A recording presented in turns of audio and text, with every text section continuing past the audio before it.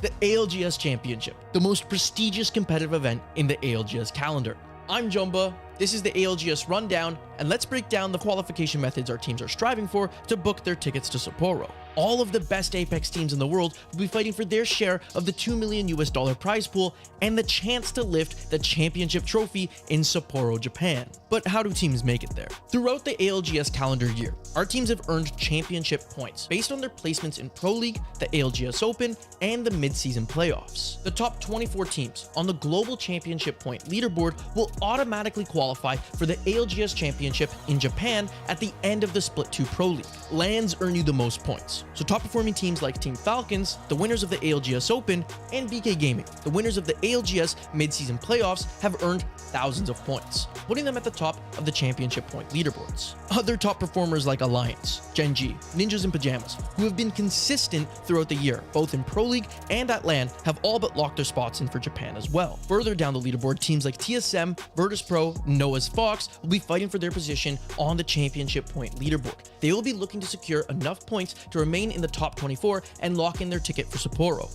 Anyone that wins their region's Split 2 Pro League will book their ticket to Japan. With 4 regions, each having their own Pro League, there will be 1 slot per region up for grabs for placing first. So consistency is key if you want to secure your spot for champs. The next method is regional finals. The winners of each regional final, regardless of their final placement in Pro League standings, will also lock in a spot for Sapporo. The regional final will utilize the match point format, so you'll have to be locked in and aim for that big win if you want to secure your spot. Killer Instinct on match point proves that you belong on that main stage. With everything on the line, who will step up and secure their spot? Who will prove they deserve to play on the biggest stage of the year? In a scenario where the winner of either Pro League or the regional finals overlaps, or has already qualified for the championship via championship points, such as Team Falcons, then the next available team on the championship points leaderboard will join us in Sapporo. With our 4 Pro League winners and 4 regional final winners, we will have 32 of our 40 championship teams locked in at the end of Split 2. This means 8 spots now remain. As we enter into our last chance qualifiers, which will have 2 spots per region up for grabs. The LCQ for each region will feature all of the remaining Split 2 Pro League teams that have not yet qualified for the championship, as well as at least 10 of the top performing Challenger Circuit teams, totaling 40 teams. These 40 teams will compete in a double elimination bracket, culminating in a match point finals lobby where the top 2 placing teams will earn the final spots in Sapporo. Once again, you'll have to be playing at your best and be able to perform under that pressure if you want to make it to Japan and have your chance to lift that ALGS Championship trophy. With that, you now know all the ways our ALGS teams can earn their way to the ALGS Championship in year 5 and have their shot at securing their legacy. What teams do you hope to see to make it to the ALGS in Japan? Let us know down in the comments. You can catch all of the action taking place in Sapporo, Japan from January 15th to 18th on Play Apex at Twitch or Play Apex Esports on YouTube. Witness the 40 best teams in the world battle it out for their share of the $2 million prize pool and the title of the greatest team in the world. You can also visit algs.ea.com to keep up with the championship point leaderboards and the Split 2 Pro League standings. This has been the ALGS Rundown with me, Jumba. Thank you all for watching, and we look forward to seeing you all for the Split 2 Pro League.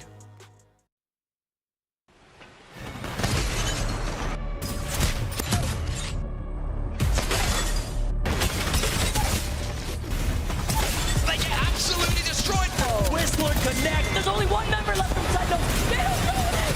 It is here. BK Gaming. Nice. And it's a 1v1. Sorcerer. The shield wall. Is it enough? Alliance.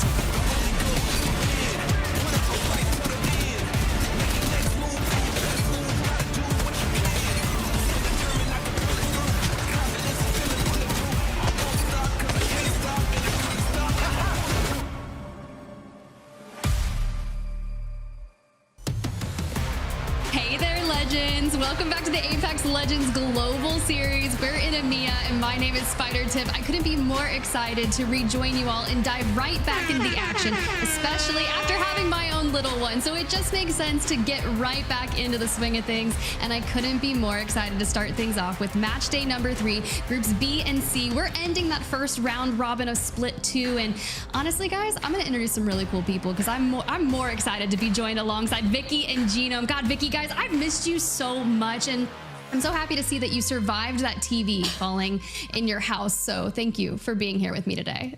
I saw that TV get knocked faster than my own teammates whenever we run into an enemy squad from afar. But you know what? It's all good. You know, reunited, and it feels so good. It takes way more than a TV and appendicitis to get rid of me, especially we have more Apex Legends to go over, Genome. Oh my god, exactly. It's an early morning here, but it's always a good time for Apex. It's been a while since our cast for a couple of us here, I think, but I'm ecstatic to be here and very much looking forward to today's games. Yeah, it's going to be absolutely stellar. And I love that we've kind of been looking into these themes that we've seen ahead of every single one of our match days. And I think because it's a doubleheader weekend, we have to really continue off that region rebuilding, because a lot of our teams have not only been withstanding some of the changes within the patch notes, the weapon metas, the legend bans, the roster mania that occurred heading into Split 2. Genome, I mean, the list goes on with every adaptation that our teams are looking to overcome. Yeah, I mean, Rostermania does seem to be a sort of permanent fixture of Apex, right? I mean, that said, we actually had some rule changes, I think, coming into Split 2, which have made it a little better for the teams, where if you qualify for champs with a certain roster, you have to play champs with that roster. So obviously, with a little bit of a break between the end of Split 2 and champs in January next year, it's really nice to hear that, you know, everyone who worked for that opportunity will get that opportunity.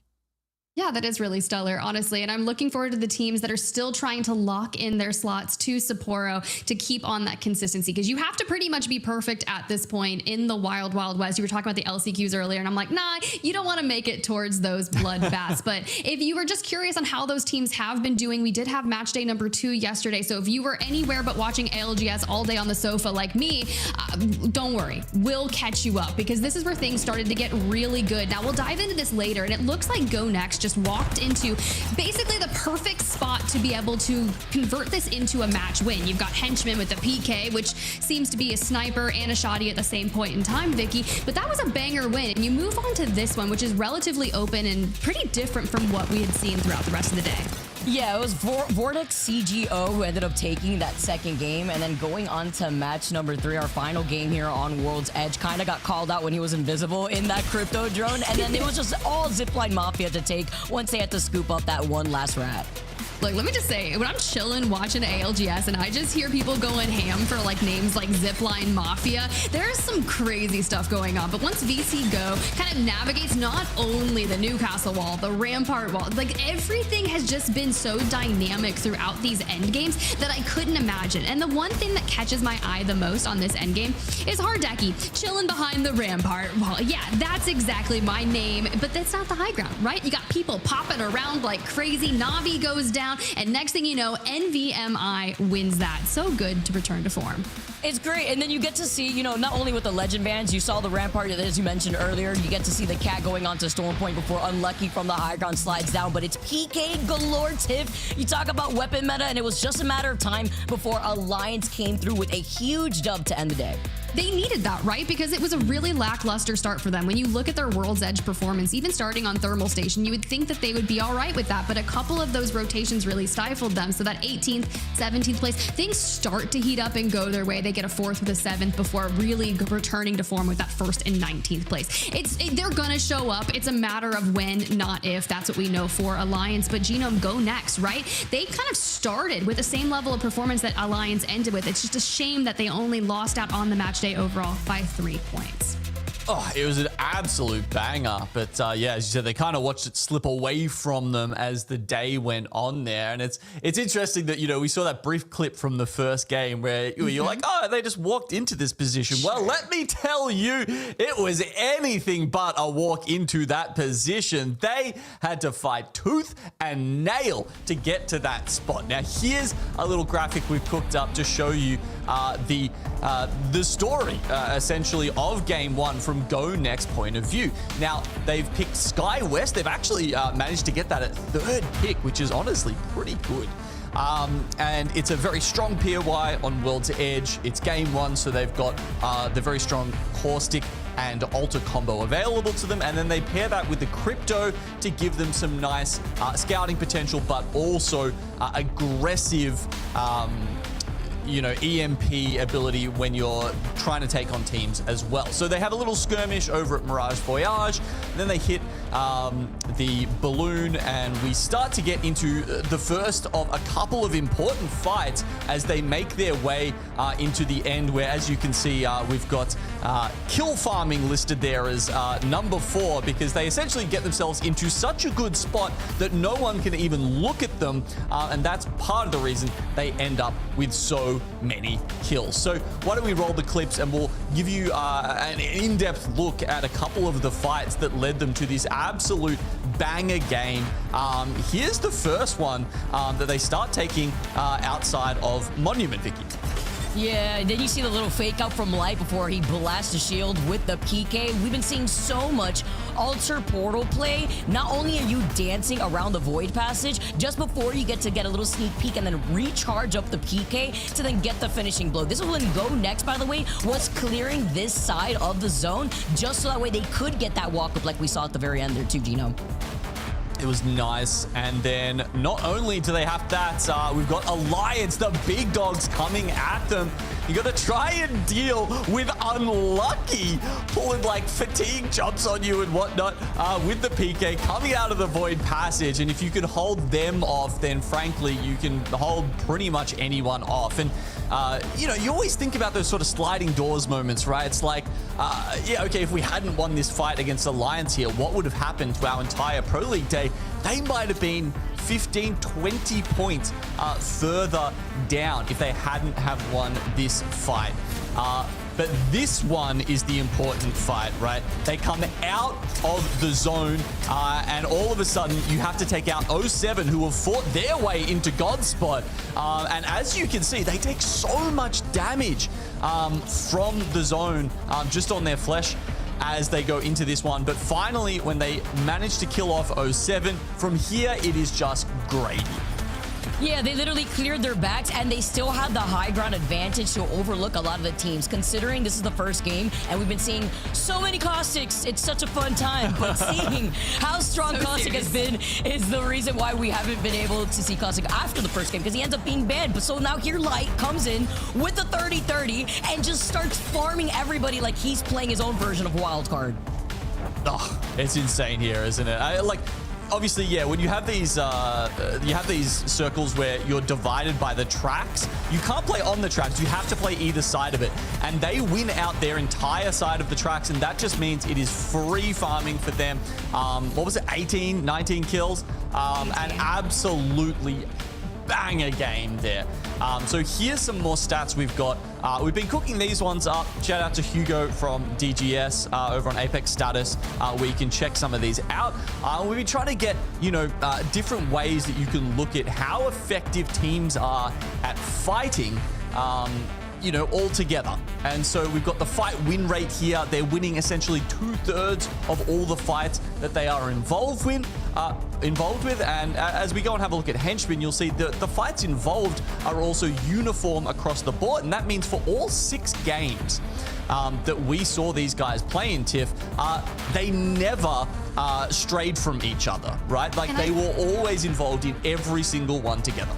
Yeah, and that's going to be one of the most important statistics about it, because how many times do we witness these engagements or these fights per se, and you've got a rogue teammate that's just not united, or maybe they're looking for that brief opening on a character that's going to allow them to get back to their teams. But by going down basically with the fort, the best thing about this is majority of the times they're not really getting fooled. They can get the reset and go right into those next fights like we witnessed through a lot of those highlights. So I love kind of looking at this because we didn't really talk too much about the fight front line yet as well.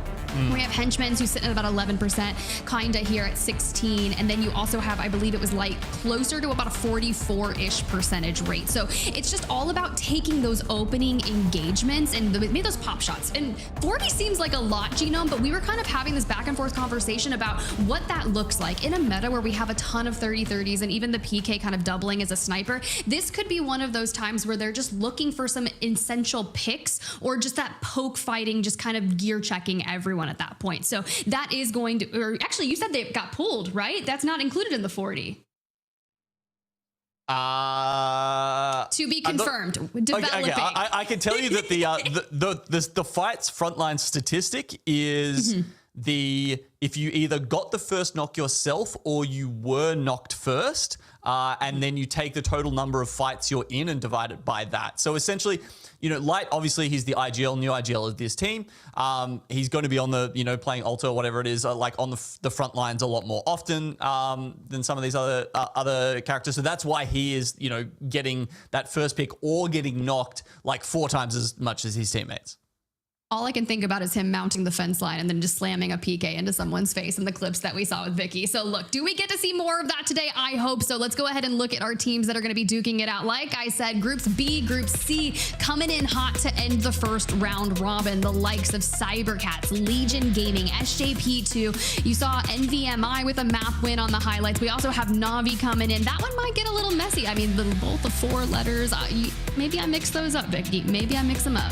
Or maybe they're just trying to grief us. You know, it ends up becoming how it is with a lot of these players. But I'm so excited to see not only these 2 groups, but I also want to see the continued performance of Citadel Gaming. They really came out and showcased what they have in this roster after just day 1 alone. And coming in 2nd place, they won, I believe it was game number 2, an explosive game with 15 KP. And that's not where it stopped. They actually got consistent KP throughout the course of those 6 games. But it was that 2nd game that they had won on top of the KP that they were able to obtain. So it looked pretty cohesive, and we get to see some of these replays, Tiff. Between the catwalk getting called in here and still playing this side of the zone safely and slowly, they were able to isolate these fights using the enemy catwalk to their own advantage. Sometimes you gotta take what you're given and make it work best for you, but having this Devo in hand, Zuni does a really good job of clearing out this left side, and sure, you're just covering all the ground as you seek to crest this hill, taking out every single team in your wake. You aim a nice 2nd place or 3rd place finish right there, but then they just kind of piece apart. Even with the double dash trying to make a play, they just isolate it, they swing on down, grab the last 2 players, but they're pushing as a unit, which I think is exactly what teams need to do to be successful on a match day and what we're looking for a lot here. And speaking of looking for, maybe you want to watch the ALGS your way. So the best way to make sure you're doing that, guys, is by checking out Face It Watch. Now, I know like me, you guys probably have your computer, maybe your TV, you got the ALGS upware, but the best part is multi-view, because you want to make sure you're following all your favorite teams. I have multiple. I know you guys are out there cheering for a ton as well. You've got the unanimous chat. You can get your drops, but also on mobile, right? This is where I actually like to pull up my map feed in particular and watch it, whether you're watching the B stream, whether you're going for different individual POVs. But Face It Watch just allows you to customize the experience for ALGS and watch it your way. So make sure you guys are doing that. Check it out. Let me know in chat who you guys are going to be following along today in groups B and C. And maybe live isn't just enough for you, right? Maybe you want to do something crazy. I don't know. Go follow us on social media. Most of you guys probably chilling in chat right now have at least 8 to 9 hours of phone screen time a day. Not that that was what Ryan said this morning. I'm not gonna call myself out, but it's cool because we have TikTok, we have Instagram. Make sure you guys go follow Play Apex every single where, because you do love a lot of that unique content that we've been doing with some of the competitors that you'll see competing day after day. I've seen some really funny skits and some, what are those little challenges where they were grabbing those little sticks for the reaction time, which I don't want to call anyone out, but some people did really poorly. But you know who's not doing super poorly right now? Vicky, Genome. I want to get into match number 1. We've got a whole day of action for EMEA B and C.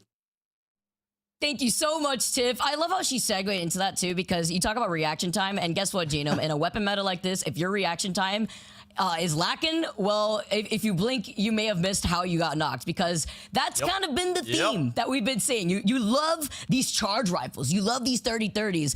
Maybe not if you're on set, but looking at it from the perspective of the viewer here and looking how these pro players have had to navigate around a lot, not only legend bans, the current weapon meta, what we've been seeing with these changes with these control legends, Caustic, Watson. I mean, it's been crazy so far to watch unfold, you know.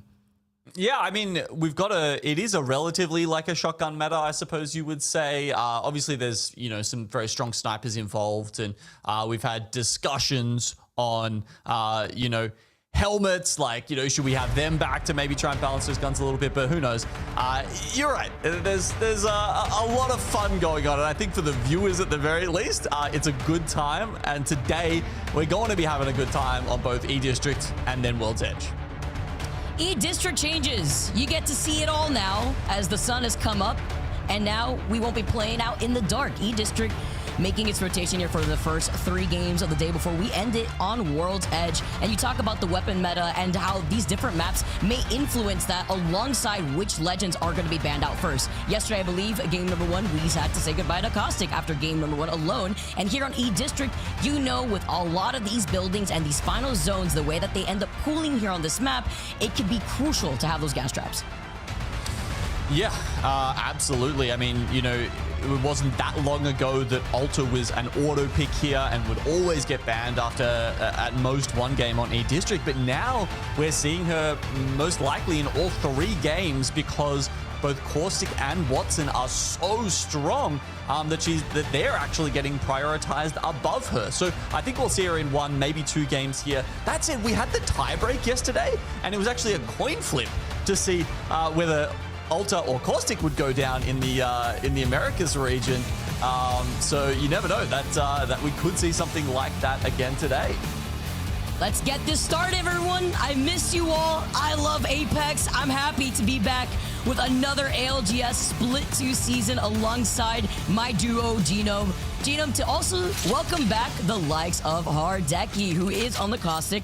Talk about the Ultra composition, as well as the Sparrow, who you've been enjoying playing a lot recently. Yeah, I am loving Sparrow at the moment. I mean, he just feels so good, right? The double jump, the movement. Not only that, but like the lineups, like once you kind of learn how to get those long range survey beacon scans, like every time you hit one from like, you know, like 50 plus 100 plus meters, you just kind of sit there for a second and you're like, yeah, I got that, you know? When I saw, I believe it was Hockey's on his stream right before the second LAN of the year, when he did that lineup, I was just appalled. Of course, Sparrow only getting picked 5 times, though, within this first game. Meanwhile, everybody look at this. It's a lot of green on the screen, and it's 20 Caustics. So you know that it's going to get dirty at the end of this first game, as we will be pulling all the way up towards Galleria. Navi already making their rotate, while SHALALA will be also rotating away from their POI of Electrodam. I love the way you say that team name. Good on them for coming up with it. You gotta sing it. You gotta sing it. Shalala. Yeah, okay. All right, we can do that later. All right. SCB2 right up there with them. Looks like Roadhouse, I think maybe we're coming out of Galleria. There you can see them hitting the evac already. Of course, you know, the change that we had this season with ring consoles now also spawning evac towers as well makes it even easier to rotate as, of course, every single team has that option because every single team is running a Caustic.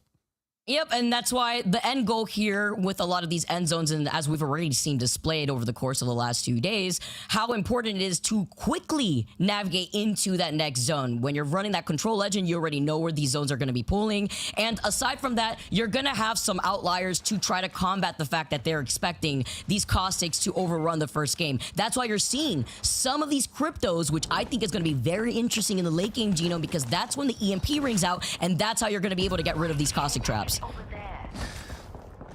Yeah, they're harder than ever to remove, Vicky. I mean, thank God they brought back... You know, at one point they were thinking about not letting you shoot the bottom of the barrel to remove them. Yeah, I think that was... I swear that was like in the patch notes or something. And then I think they were like, okay, we're going to get too much hate mail if we actually go with this. So thank God they allowed that. But the fact that you, as long as they're popped, you still have to do, what is it, like 250-ish damage to get them out of there. While it ticks you for 2.5 times the amount of damage that it used to when you take that first tick of damage, like 10 at a time. It's, oh my God, yeah, there's no wonder every single team is picking it up at the moment. It's crazy. It's also, you have to consider when you're stuck here and you don't have a building to hide behind your own traps. This is the reason why early rotates are so prioritized in this current weapon meta. If you didn't see it in that nice third-person point of view, Legion Gaming are getting pinged from either a 30-30, a G7, everybody looking at them from their safe houses, and they're going to be getting targeted from inside this bus for now. They found some safety thanks to the Newcastle wall, but it's still forced out. And of course, another legend we have to talk about, Genome, Bangalore and her recent buffs. Yes, obviously, you know, you've got these very strong defensive characters, so we need some sort of counter to that. At least they didn't leave us with, you know, with no counterplay. Because one of the weird things is that Caustic is no longer really a counter to himself. You know, we always used to talk about how the rise of Caustic just led to the rise of more Caustic because you needed one player on your team who could safely push into a room if it was all gassed up. That's no longer the case. You take damage now from other teams' Caustic barrels and Caustic ults, and so while you play him because he's strong, you don't really play him for that sort of entry role that you used to. Good notice here. It's these changes that really influence how our legend pick ban phase has gone out. As NVMI, Tiff was playing off with the words of Navi upside down, basically. It's going to take a little bit of time here, but then you have cybercats in the distance. Ranches already making their move alongside the rest of the squad, while GoNext are already involved in a Flyte. Nice little head glitch here for Kinda after taking some damage. Yep, I mean, 3 points already on the board. Nice little team wipe for them. Down to 18 squads. And yeah, GoNext. They're going to be playing through Galleria. The way I'm reading this, it probably will keep pulling back to somewhere around Electro Dam, so I don't think they're going to be staying in here forever, but luckily they've got the crypto drone online.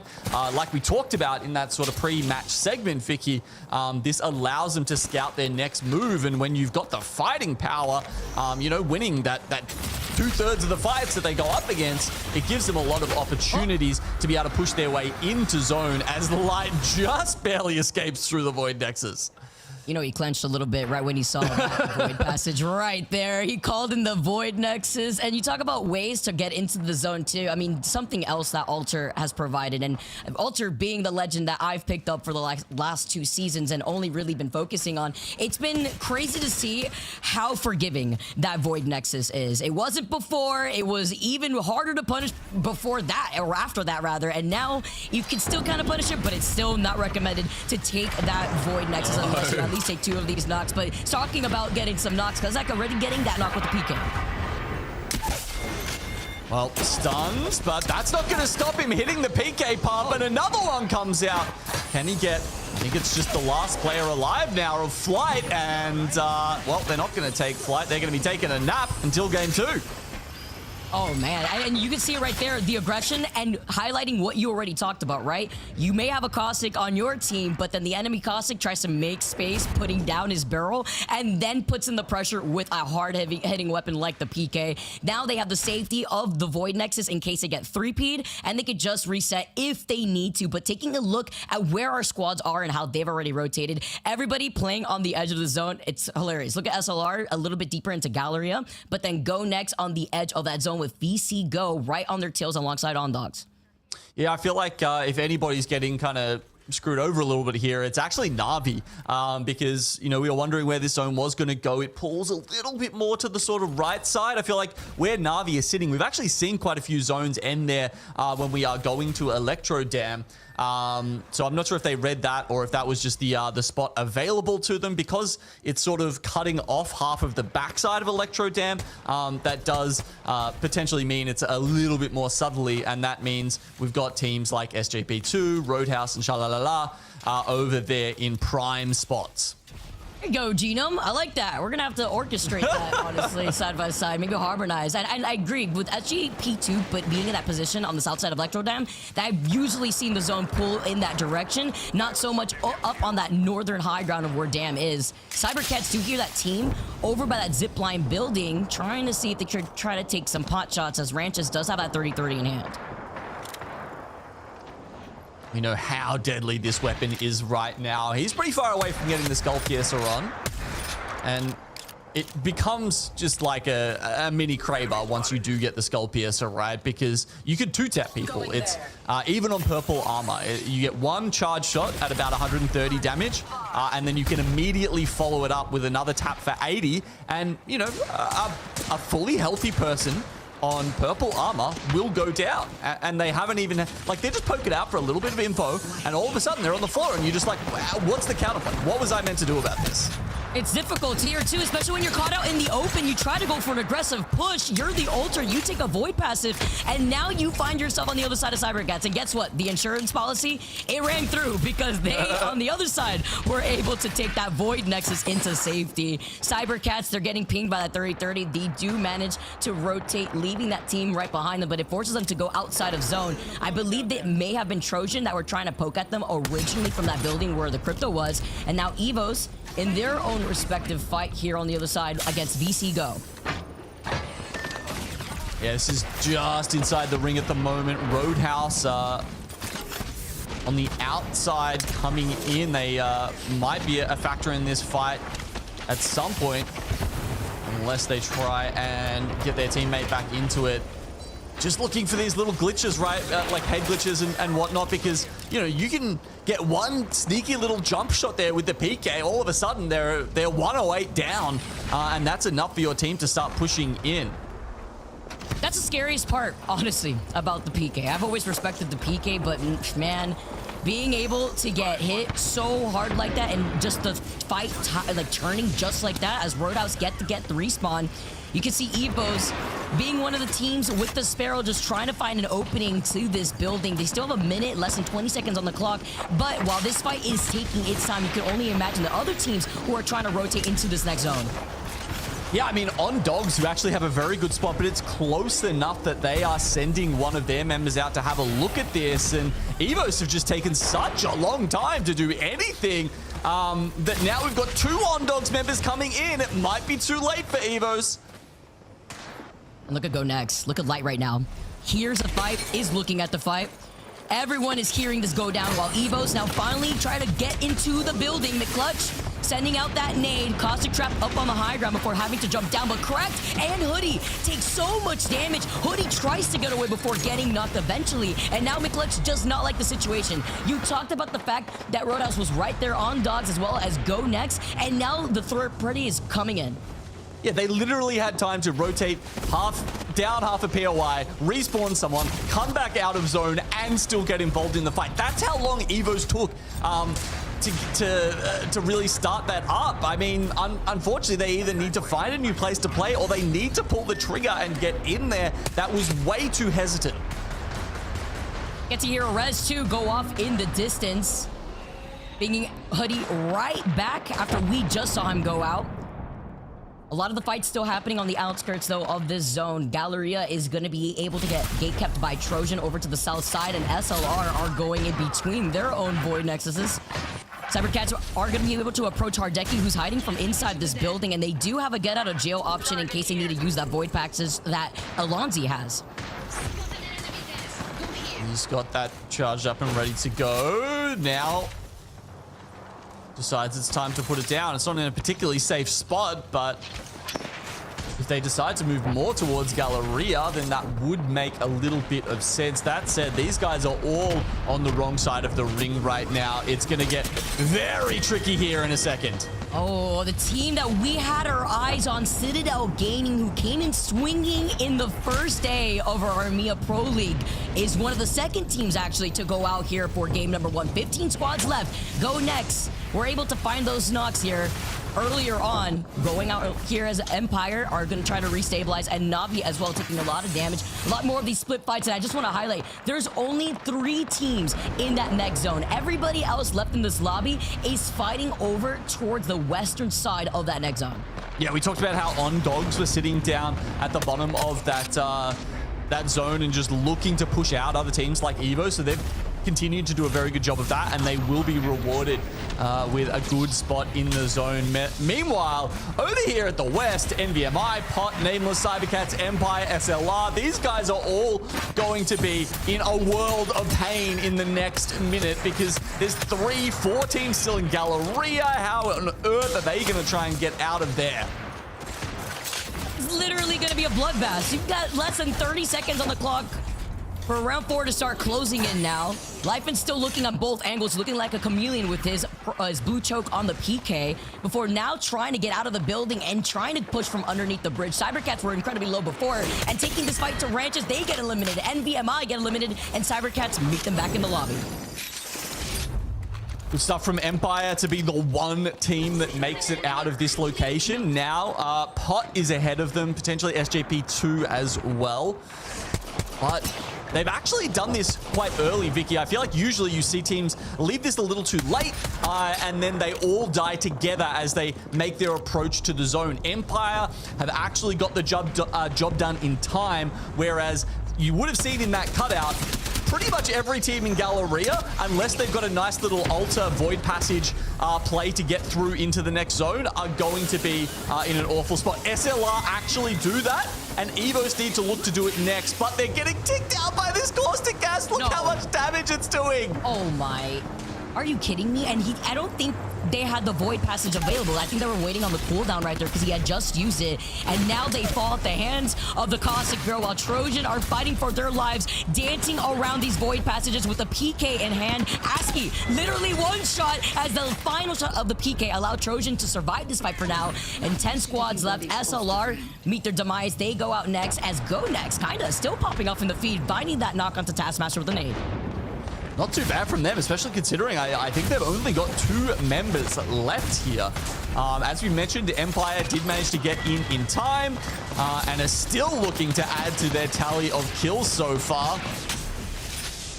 They're going to go down against Trojan. Trojan were one of the teams who waited right until the last moment and then had to deal with all these teams coming through from Galleria, whereas OnDogs are still in prime spot. Ooh, Denze with the quick shield swap too, by the way, and the Akimbo P20s still proving to be an issue, still finding these knocks as SJP2 now move up, still on the outskirts of the zone alongside the Evil Harvester. Trojan are looking at them for now. An Empire, what is this, a graveyard? There's all the death boxes at their feet here, it looks like, as well as a Newcastle wall over to their left side, but another team has them in their sights. It's so tough though, when you're in those really small spaces where there's like small doorways and windows to get out of, it can actually be hard to move around in there when there's so many death boxes to try and get around. Luckily, you might have an altar to dip you in and out of the bus. Here's OnDogs, who, as we talked about, are continually putting pressure on the other teams around them to even further solidify what is already the god spot in this game. Now, all the other teams who played the top of Electrodam are starting to move in from the north. Roadhouse, who made a very good rotation, are coming in. A jump scare right now. I mean, Sherv looking to his left side, sees a voice passage, but it was still a delayed reaction, by the way. Sherv now, it's only up to him from SHALALA, and the PK shot does not hit from behind the knockdown shield. It survives here for Roadhouse, and they will be able to try and get this res. Zone closing in right behind them. Yeah, do they have a way to get into zone, though, is the real question. I don't think so. I think they might even go down to it. Yeah, they die to zone. Meanwhile, SJP2 tries to take on Nom. SJP2 on the other side of looking at Nom, and Empire trying to make an appearance with the 3P without having to give up so much space of that truck that we saw very early on in the game. While OnDogs, the only team uncontested, still looking at Nom and SJP2. They have half of the zone to themselves, Vicky, and that is a very, very sure predictor of having a good end game and having the best chance of taking the dub here. Empire, SJP2, and Nom are all fighting for space in and around this bridge. Nice grenade there from Offrat. That's what you get for kidnapping my Caustic with the Void Passage. You saw that right through the crate when he was trying to take cover and try to replenish his health. We've seen these kidnaps before here with that Ultra Portal, and Nom are getting even more information, being one of those teams in the Crypto Drone. This is going to be important to have that EMP at the very end once this final zone starts closing in, especially with the amount of Caustics that you have in this lobby. Nice little point from Tiff here is that OnDogs have almost equaled their entire kill score from the first day of play here in the first game in B and C. They're farming. Empire have 6 too. OnDogs now having to slightly move up ahead. Little to no cover to play with, but at least you have that void passage to get into that next set of cover. Hopefully the other teams start trying to collapse on one another before OnDogs try to plan their 3P. A little bit slower as they're going to be coming in from that low ground, but also having to avoid this crypto EMP up on the high ground as the engagement starts off with Nom. Yep, and yeah, the EMPs are going off the bridge because that's where everyone is. This makes it even easier for OnDogs to just pile in the 30-30 shots from range here and get even closer to taking this one out. Look at this. They don't even know they're behind them.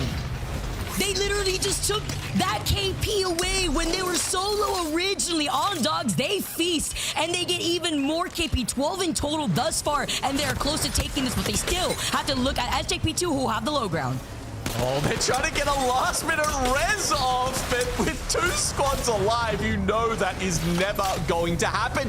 Oh my god, Catch has to try and get the clutch here. Surely, after how well they paid this, he can pull it off. Okay, with the hipfire shots, you don't want to risk missing another PK when you're trying to see the enemy heal right behind that knockdown shield. OnDogs, explosive game number 1 dub with 14 kills to their name to open up the day. Oh my god, and look, they might be the dogs, but everyone else got told to sit in that lobby. That was an excellent day there, an excellent first game from OnDogs. I love how they played that game. Early recognition of the zone, and then Tiff, they had such a good first game compared to what we've seen from them so far in EMEA. Stellar for them. When you look at their performance, to come in with 14 kills on game number 1, you are 100% right. Their first showing, I believe, was just yesterday, where they had 9 kills throughout the entirety of a series. So completely besting that by far. We talk about a region rebuilding. How about a team rebuilding? Actually crazy. I mean, the way that they've been playing, I mean, that's how you start off your day, right? And SJP2 coming up from right behind them with 2 KP. But OnDogs weren't the only one farming. Empire came through, were inside that bus. You saw how many death boxes were at their feet just to fight to get into that position specifically, and they still were able to find 9 KP. And it was a really good entry into the zone from them as well. Like OnDogs said, they'd solidified their spot a lot earlier, but the way Empire did it, honestly, might have been even more impressive because they had teams desperate to get into the zone, and they still managed to pick up, you know, that many kills over on the more desperate side of the circle. Honestly, I'm kind of looking at where they started, right? So it looked like they had 4th overall on the draft pick. Yeah, so coming in from Heights, like, it's going to be a little interesting when we switch over on the map pool and you're starting at Mirage. But for now, this is where they want to get a lot of those points. And between Catch and Trix both getting 11, Billy nice there with the assist, just constantly keeping that pressure from afar.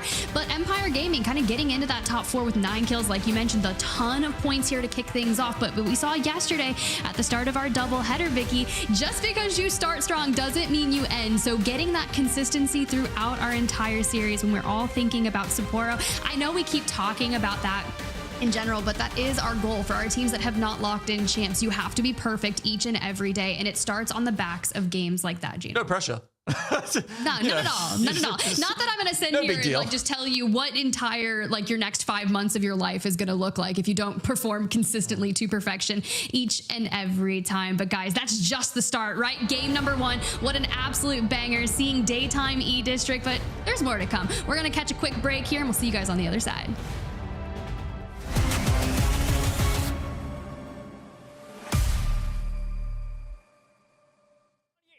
トス飛び込む挟み込んで対応した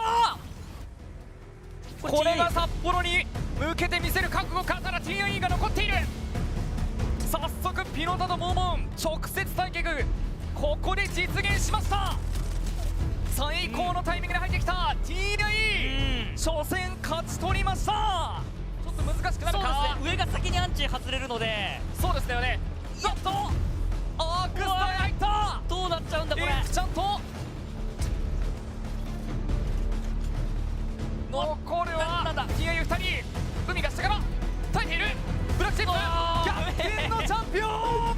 粘りを見せていたブラックシープもここで倒れました。ホワイトグリムリーパーが圧倒的に有利ですね。一気に部隊数減って4部隊。 TIE はまだ残っている。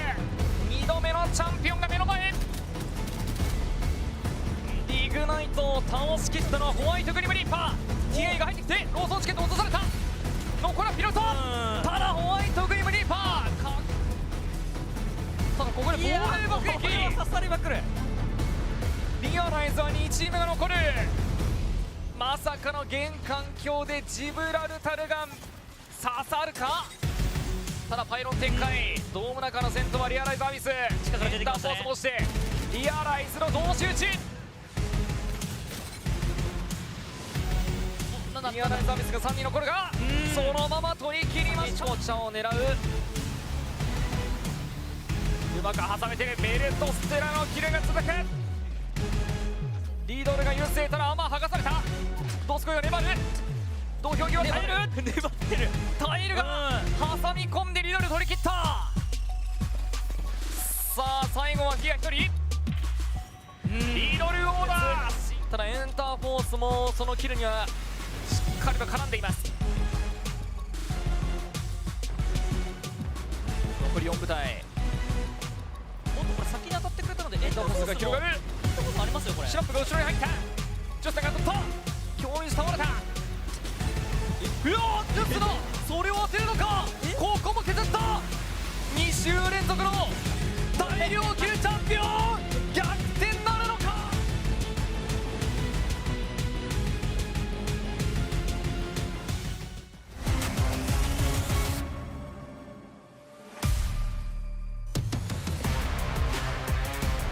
Welcome back to the Apex Legends Global Series EMEA Match Day number 3. Groups B and C on dogs on top, Vicky. And that was really impressive. You and Genome absolutely crushed it. To see the end game come through like that, and just the fact that they completely blew their first day showing out of the water in just one game is so nice to see. I mean, that's how you show it up, right? You got that dog in you and you already performed game number 1, 14 KP to your name and the dub on top of it all. Now we have to move on to game number 2 because it's like you said, Tiff, you could start off strong, but you have to have that consistency, which could be a little difficult sometimes when it comes to Battle Royale, but it's about influencing a lot of those factors. And we had 20 caustics to look at for game number 1. Thankfully, we don't see that anymore. Going into game number 2, I'm thinking maybe the altars being the problem that they have been, and the get out of jail card that we keep seeing with these void passages and the void nexuses have just been a problem, and we got to see that too for game number 1. I'm just glad Caustic's not going to be a problem. It's been very similar when we saw groups A and B, groups A and like everything that we've seen thus far. Caustic has always been banned first, and I don't anticipate that changing throughout the ALGS. But something that's really cool that we've been cooking up outside of our match days that you've been witnessing here is the creator tournament. So we're calling all of the creators year round. Maybe you in chat are watching and you've got a favorite creator at home. Maybe you play in some of their community days on stream, whatever platform they're on. This is a really cool new thing that we've launched here, and you want to cook up some really fun tournaments. You can pitch your ideas to those creators, gain access to the support you need to bring them to life, from prize pool to official stream assets, social support from Respawn.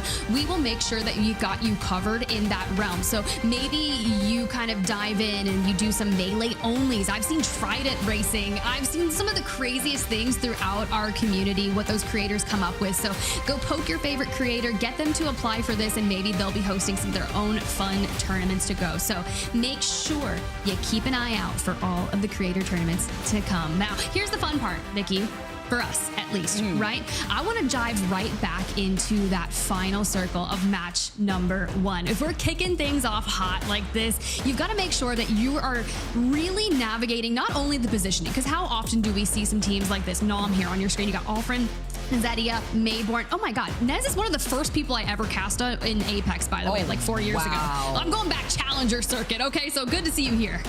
Hey, you know what? That's what happens. Your grandfathered in for a reason, Tiff. And On Dogs also got to walk up right behind them. And Empire Gaming not only get eliminated, so does Nom. But it was the slow walk up from that low to high ground discrepancy before Catch was also taking an off angle. And On Dogs, they saw the desperate attempt on the res, and all they had to do was drop on their heads with the PK. Okay, but how many times have we seen in the end games it's all dropping on their head with a PK, and then Catch has... Okay, look, they survive. He's down, sure. Catch is going to have to catch up here and finalize this 1v1 and just throw down, because you always want to make sure that you're hiding behind your teammate's knockdown shield. So sometimes having a teammate knocked in the end game actually can be a benefit, but Catch gets that done in a nice 1v1 fashion. 14 kills, 6,500 damage on E-District, and of course, like you said, no more Caustic. Now, do we follow suit and see Alter the next up? Honestly, I would be surprised too, considering that we had 19 altars, Tiff. It's going to be interesting considering also the map rotation for the day. Imagine you won't have Alter for World's Edge. Obviously, E District, you have a lot more of these buildings that you usually play off of, a lot of high to low ground and shared buildings for these end circles. So it comes in clutch when you try to get some of these kidnaps. But we've also seen so many World's Edge skyhook zones at the end of the day. Yeah, you really do. And I know we've cast over a ton of them, and I've had a lot of people actually message me recently and be like, when are you going to cast with Vicky? The time is now. I missed you. And those people, you're welcome. This is where it's happening. And for now, we want to see OnDogs kind of carry that momentum based off of game number 1 and really throw down. If we're talking about rebuilding in general and kind of stamping your ticket to Sapporo, let's be sure that if you had a lackluster performance in your first match day showing, which, I mean, 9 kills and maybe about 20 placement points, so relatively on the bottom half side of things, this is where you make that come up. And if you already found success kind of going towards an end game around Galleria and just above it, well, this is going to suit you quite nicely. Man, and you're still wrapping up around the north side of the zone as well, and you get to see the Watsons coming into the rotation. You get to get a ring scan too if you want to lean into that, if you don't have a control legend on an Alter team. And now you get to also start making your move into that next zone. Lotus also being on that north side, SHALALA making their rotate from Electrodam, and it's not going to be too difficult of a rotation for OnDogs if they have an evac tower and they could get ahead of SJP2 and Num, especially after seeing the onslaught of damage that we had with 30-30s and G7s in that last game at the end. Ooh, and every time I hear you guys, you and G-Name both, where you guys were saying shalalala, however the song worked, it really threw me back to my days of motocross. They say there's a song that literally sings shalalala. Chat, please don't age me, you're welcome. But for now, we'll focus on the game at hand and see what SHALALA can do if they're going to be taking an engagement against Roadhouse, because you're going to have a lot of those quick rotators, because that's been the name of the game here in split number 2. It's how quickly can you get to God spot and maintain it. Man, all I can think about is whenever Nicewig opens up his stream ready to go for another ALGS day and he starts jamming it out with the rest of the viewers, you know what I mean? Just yeah. And it's Roadhouse now. They found their safety from inside the building. I mentioned it before, E District, notorious for having a lot more of these condensed zones. With SJP2 now just trying to find safety on the low ground. It is Nam trying to chase them down, getting some information as being one of the crypto teams and trying to get that scan. Good info right there. Okay, solid. I'm gonna make sure that we can get on to blue, level up on our perks, and start diving down and really kind of mount that process of what our fights are going to look like. At least we still have all 20 teams up, because in our first map, we had ONIC. First team eliminated, went out relatively early, kind of unfortunate for them, but you're just looking for the information, and Nez just being the one to provide that to them. I love that we keep Crypto throughout the majority of our series. Like, he's almost banned after game number 6 and almost doesn't count here. Yeah, it's cool because it's the inclusion of Sparrow and being able to remotely get those survey beacon scans that Gino and I were talking about just comes in so much clutch when you learn the lineups, and it doesn't allow you to have to really put yourself at risk. Although, of course, the crypto scan really does help out there too. Sparrow having that ultimate in a Watson/Caustic-filled meta, especially when a Watson doesn't have her gen, it could be lethal in trying to clear out some of these buildings. Sazaski having that heirloom, showing it off real quick. Again, not wildcard. He's not got the bat in hand, but he is going to be able to take that Void Nexus just to the safety of their own building that they've been able to lock down. And I think it's smart, right? SLR here just kind of waltzing in. You've got the zones intersecting. So if we can take this choke right here and keep locked on it, but it doesn't seem like we're going to be able to get there for free. You can see ASCII taking some shots and take Flyte. Clone down. Gonna actually lose them out to VC Go. Those are the rogue 30-30s. Everyone's been talking about them on the timeline. It's like, if you are not rotating and rotating quickly, this is what happens. This is the result of your actions. It's terrible whenever you think you're safe and you are forced to rotate out in the open. Imagine if you were forced to be off on the side of Broken Moon as SLR get eliminated and you have to get pinged by all these 30-30s. Makes your eyes water. GoNext now. Not going to be moving from this spot. They have the information on where the zone is going to be pulling. You're going to be able to see if they can also control not only that high ground, but get this poke pressure on, because it takes a lot of that damage to move yourself up to purple if you don't find a care pack. This is actually super cool as we kind of keep our eyes on GoNext. They've gotten 3 kills for this game thus far, but a lot of it you can see where they're going up to the high ground on this building that they're anchoring down on and taking the 30-30 fights from afar. It's very similar when we kind of harken back to what Genome was talking about when he was really breaking down their performance, how they're all in the fights together. Well, maybe it's because they're just getting to these positions and all staying on top of each other as a unit and just taking those picks. But for ONIC, you got to start your performance here, especially going out early in match number 1. Ooh, I like the little cheeky movement that we're seeing from Vushi. They're trying to slowly close the gap against GoNext over on that high ground. Put down that Void Nexus just in case they need to reset here, but just getting themselves a little closer in case maybe another team comes in, finds a landing spot alongside them, or they can get involved in another fight. Considering that this is GoNext's POI, they have the advantage. Also better for them to get that 3 KP like we saw earlier, and crypto drones congesting the skies. That sounds like my worst nightmare, honestly. You just look outside. I go outside of my front door and there's just 30 crypto drones. That's exactly what GoNext could potentially witness. Not quite 30, but you get the point here. For Hardeki, 9 Impulse Kazakh, they're having difficulties here on this rotate, which is dangerous, right? You're coming in from that northern side of things, and of course we lose out on Kazakh. That's fine. If there's one thing I've learned from that trio across many iterations of rosters is that when one goes down, they will get them back. I was wondering if he had gone down either getting a scan or the Evo Harvester that sometimes spawns on the outskirts of that POI here. Gonna have to see while we see even more scans going out. And everybody, minus, what, 4 squads already have found themselves in that next zone, while Pot had already just scanned that ring console and are making their way into that southern part of that next zone. And I'm also thinking here on Dogs, least contested. If NVMI end up wrapping behind Legion Gaming, on Dogs will be able to look at the squads that are trying to rotate into that next zone over by Lotus and are having issues with the teams that may have high ground. Yeah, it's going to be a nasty fight on the eastern side of things, and I think it's right to highlight Legion Gaming and NVMI because there's a good chance that they decide to wrap up and take that tunnel into that next circle. So on Dogs being really proactive about closing that out. For EVOS, Citadel, cybercats, look, they're going to get in there one way or another, and cybercats might have a decent chance of getting through there. But think of all the buildings and all the roof lines that are over in that area of where we're going towards, right? You have to navigate the 30-30s, the balloons, every bit of this. And for Pot, Oirain, the first one down, Task and Prestis are going to have to throw down and survive here because the Death Star from K-Swinny, aka the charge rifle, is coming in.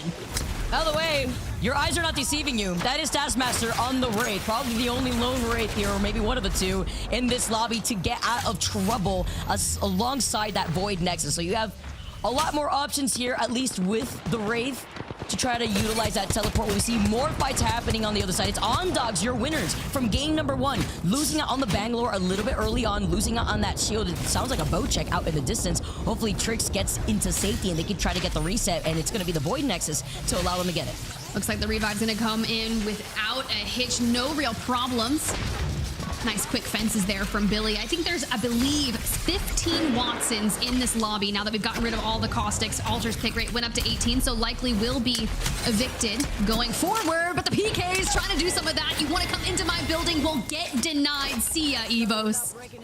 I feel like the two sounds that I hear whenever I'm dealing with sleep paralysis is either the PK hitting me in the head or it's the 30-30 and then I look down and I don't have a shield anymore, like in one shot. Just a little bit of PTSD out here, but we get to see more 30-30 shots in Taskmaster. We highlighted the Wraith earlier, going to be able to get some of these scans on the care package, but they're already all rocking purple Evos. Brilliant. Same with NVMI. We saw the difficulty, right? We talked about it. That we said they will get back to a full team of 3, and they have done just that. However, my favorite part about E-District here is how many teams can coexist in these later circles. It makes for just such a tantalizing end game. And so 18 squads still standing. You've got to check every single angle because pretty much you're not going to be safe going forward once this next circle collapses. It's going to be a bloodbath here, and trying to force, especially considering that there was a ring console in Galleria, so a lot of these teams already have that info to try to gatekeep these squads. Legion Gaming having the high ground, looking down at NVMI, who are still in the bottom of Galleria, but with all the ultras that we've been seeing, you probably could get right through that rooftop if you try to wrap around and try to rotate through a different side, but Legion Gaming want to try to take this fight. I was gonna say, I'm kind of worried, right? You see them immediately throwing some damage down, and you should implement the walk the heck away method. That's what I've learned. I try to implement it in my everyday life and maybe apply it to Apex. You go down in through the Void Passage, you're like, hey, Hardeki. No, don't ever poke the bear. Do not poke the Grim Reaper. Don't even try. Ooh, I was wondering if he was going to try to catch him. They want to take this fight. It looks like they're not afraid to deal with the bears here, Tiff. Legion Gaming now cycling away after Sample was looking like he was able to pop that shield bat. And then over in the distance, you have to think about OnDogs, who not only were able to get the reset, but now fully wrapped on the other side of Galleria once that circle had closed. Bruh, something is in the air today for OnDogs. This performance that we are witnessing, you've got Catch already on 4 kills, 5 as a team. Where was this yesterday? This is the time where you have to go back and absolutely VOD review what went wrong, what did they change, and how they came out swinging like this. Gotta replicate this, but you lose out on Catch. Billy now moves up with the PK themselves. Missed out on some crucial shots, though. Hits a fat 24 before Barrow shoving the PK to get the knock. Blooming Flower, though, on the other side, playing off the rock. He's literally 1 PK shot away, and I don't think Billy knows that. Billy doesn't want to take the risk. Here's a res and just goes towards the Void Nexus. Bye. We got Catch back up on their feet. We are reassessing for that endgame NVMI. Once again, trying to hit a rotate. Let's see if they'll be able to get off that balloon a little bit more safely than prior. But for now, you can see OnDogs back up to full form, and this rotate is going to be tough for them. You've got Navi up on the north. If you decide you want to go over towards the eastern just a bit, you've got Legion Gaming to contend with. Briefly talking about some of that rotation, what they've done is they've claimed that side for themselves, and they've left 1 to scout. It's important when you have so many other teams here within the vicinity hearing this fight, like Navi waiting on the southern side of that next circle pool, which Navi, not really knowing where that circle pool is going to be going themselves. There was a ring console right to their south, but now with that crypto drone just scanning around with the survey beacon, if they haven't scanned it already, they'll try to see where these teams are rotating from. OnDogs trying to gatekeep Legion Gaming still, while NVMI haven't really moved from that eastern choke that we had seen before. SHALALA are still safely on the other side of that big tree behind that one little station to the north side of Lotus. And now another fight here over on the outskirts. So it looks like a Bangalore ult was called in from 3 tricks. Yeah, it's going to cost SHALALA, right? They're sitting at 0 kills, but they're playing the long game, and that's all that matters. For Legion Gaming, they have to get through OnDogs, who are going to be feeling incredibly confident, especially after match 1 performance. They beat you to the rotation, and now you've got to contend with that. But and they do get the trade, but it's okay, because look at OnDogs. They stay alive, they completely eviscerate them, and they maintain everything they need to do here to go forward. Big here. The resets are still coming out. Looking on the other side, up on the high ground too. Another sniper on the safety of one of those rooftops of Lotus. That may be Nam or Trojan. We know that there's a 3-squad pile up over on that eastern building of Lotus specifically, and VC Go. Looking like they have taken a Wraith portal on the other side, in the middle side of Lotus, on the outskirts where cybercats has been situated, as well as Empire Gaming. Okay, Swenny, we saw it in the kill feed earlier. We know he's got the charge rifle in hand and dealing some massive blows with it. For now, good check-in on the Pip.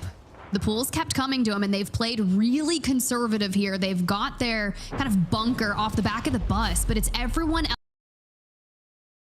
Things. NVMI walk in for free, but OnDogs, this one's gonna hurt. Well, there you go. I mean, they have the evac tower that you saw displayed right there, but you can see the pings, the communication from OnDogs right now while they try to plan where they want to go. And Navi holding on by a thread, but not for very long. They get eliminated in 17th. It's the fact that this 4th round is about to close in the next 20 seconds, and there's still 16 squads left here, Tiff. Well, cybercats, massive, great performance on their first showing. Want to continue that going forward. Game number 1, maybe not their best performance, and that's okay. But for Ranches, diving on out, investing the nades down below. Brief moment to kind of check the loot, see what's going on. It's a calm before the storm, basically, here, Tiff, and you hear all the fighting happening alongside them. They get the tether from Ranches, and they see Empire on the other side before eating some of these nades. And now you have the care pack P20s in hand. You want to try to take this fight up close. Lonzy with the bat here. Little moment of reprieve, but with 25 seconds on the counter for this, everyone is going to get hyper-aggressive here. So Alonzi now has to keep the focus forward. You got Liffin on the horizon, the Newcastle wall coming down. And let me just say that PK hits hard from a distance. We're going to keep talking about that now with the 30-30. We just need to make sure that it's close range, baby, and you got to start diving. Oh, gets the final hit there, but can't get the second shot off. cybercats stay alive regardless, but is it for long? Looking behind them, the EMP, the crypto drone, I got him to scan already, and Ranches doesn't want to take chances. Uses the Ash Portal just to get out of that trouble, and Alonzi gets finished at the end. VC Go also now down to a duel after losing out on the Rampart. A wrap play for now to preserve all the placement points you can for VC Go. Babylon's live by here. Ooh. Well, You get the banner, you get a shield swap, but not the pressure from above. The wall is gonna have to come out, but I feel like that was pretty preemptive, and it looks nice between the rampart walls that you've got for that stairwell. But that zone's going to be pulling away from them very shortly, and once they're forced out into the open, hopefully the other teams in these buildings will collapse on one another and not focus on BC Go, as the fighting is going to commence now. 30 seconds until that next zone starts closing in, and Pot are also going to be able to take that Void Next. I've seen Void Nexuses everywhere for these resets. Hey, they are wonderful, but guess what? You won't see them after this. Gonna be banned, and I love that you're going to be using that to kind of check what's going on the outside. What is our rotation gonna look like now that we got Prestis back on up? The fact that Oirain doesn't go down there is insane. 1 HP, gets the bat. Now we're focusing for the end game. Take Flyte, 1 point on the board for match number 1.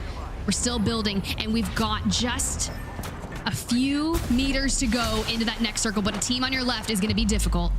11 kills with a PK alone this game, by the way, while the team here uncontested by that bus.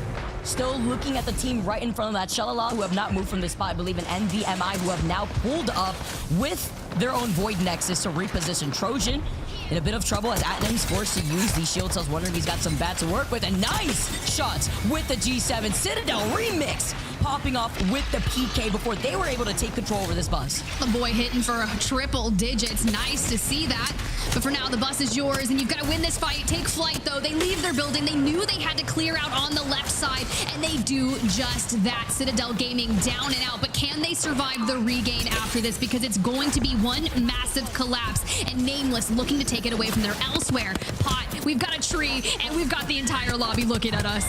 The tree in a dream won't save you here with 9 squads left and everybody with PKs. It's not just these 2020s. You hear now you see 2020s on the sidelines or the 30-30s in the distance. And Oirain left alone trying to get this res, trying to get the reset. Look at Kinda. Is he invisible again? Making another Kinda invisible crypto play, it looks like, as the EMP comes out. ONIC just holding on. Elsewhere, I saw NVMI just get hungry. They go full on swinging. 3 kills for the team into the top 5, and you just hear the shields breaking all around. 9 Impulse looking for the chaos that he wishes to bring, but sometimes holding this tree isn't easy. Kinda from GoNext tries to make a power play from below. Oh, they dropped down, though, after they saw that Void Passage get the finishing blow. Pot get eliminated. 3 squads left. NVMI, GoNext, and Trojan. And Trojan is the least contested team right now, looking to 3P, but they have to time this right because GoNext are backing away. Look, they were biding their time. They let NVMI run into the mix and say, no, we'll clean this up. Instead, we lose out, and they're just down to 1. NVMI has stayed so healthy. Hardeki is just reaping with the PK, looking to say, remember me, guys? Yeah, well, I'm back. Oh, Evo shield swaps for days. Don't forget it. Hardeki in full form. NVMI looking to clutch this win with just 1 more KP to go. And with the hipfire shots into the melee, it's the finishing blow for NVMI to be your game 2 winners. Oh, that is so nice to see. And Kazakh there just trying to come in with a nice melee to end it. That's when you know you're just rubbing salt in the wound. You're like, I already did this, my guy. I just want to end it out with a nice punch out. Good looks here from NVMI, and they got it with, I believe it was like 10 KP, so still double-digit KP here, Tiff, and that was to fight over to the north side of Lotus, where we saw chaos ensure once every one of these teams were forced outside these buildings. And the best part is if you think back towards kind of our mid-game of match number 2, NVMI, they had the eastern side to themselves. They had already kind of scouted out where their next play was going to be as the ring started to kind of close in on that side, but also a duo of them was making sure they kept an eye on the south, where we had saw, Legion Gaming, On Dogs, they were really running into each other on the southern side, but a strong performance regardless of a clean rotate right on end. NVMI, 10 kills, 12 placement points, 22 points. Trojan, though, making it towards that end game in the top 3 as well with a nice 5 KP. Now I'm looking for outliers, right? Cybercats down there in 7th with 5, but our match 1 winners, Vicky, On Dogs, 7 kills, although they went out in 16th place. Crazy fraggers, but unfortunate on not being able to get that placement. We saw a lot of that just pile up over on the east side. You talk about the rotation from NVMI. They had to rotate from their POI of Stadium, and we saw, 3 different chokes being held by 2 to 3 different teams once we were forced to rotate to that northeastern side.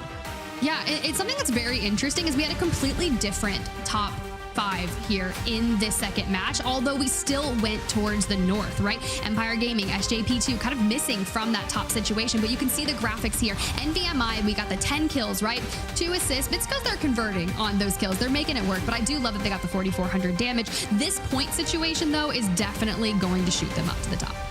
Absolutely. Get a little comfy right now while we're still on E-District. Still one more game on E-District to go to at least elevate yourself if this is the map that you find your strengths. But NVMI, this boosts them up to that second place. And even with Ondogs falling short in terms of placement for that second game, that KP still sets them up to allow them to be comfortable in that first place spot. Can we just talk about a moment for the Aurora jerseys of the past, right? Right. Hardeki there, the Grim Reaper on his chest, did exactly what he knows best in match number 2. And as we look at the series results, Ondogs, you know, they had a good performance in match number 1, 7 kills in match 2, and they're still able to hold onto the top spot here with just a 5-point differential between your match 2 winners, NVMI.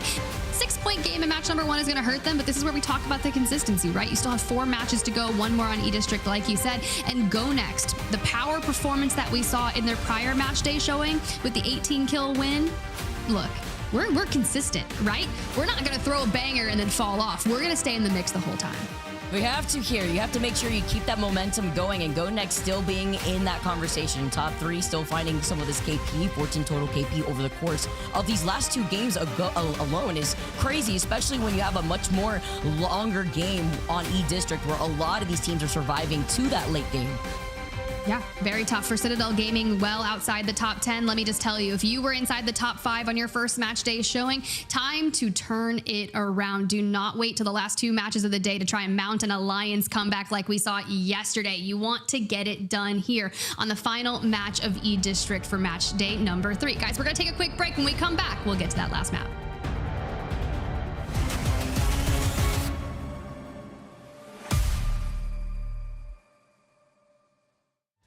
トボロが倒れます。降りてきた。さ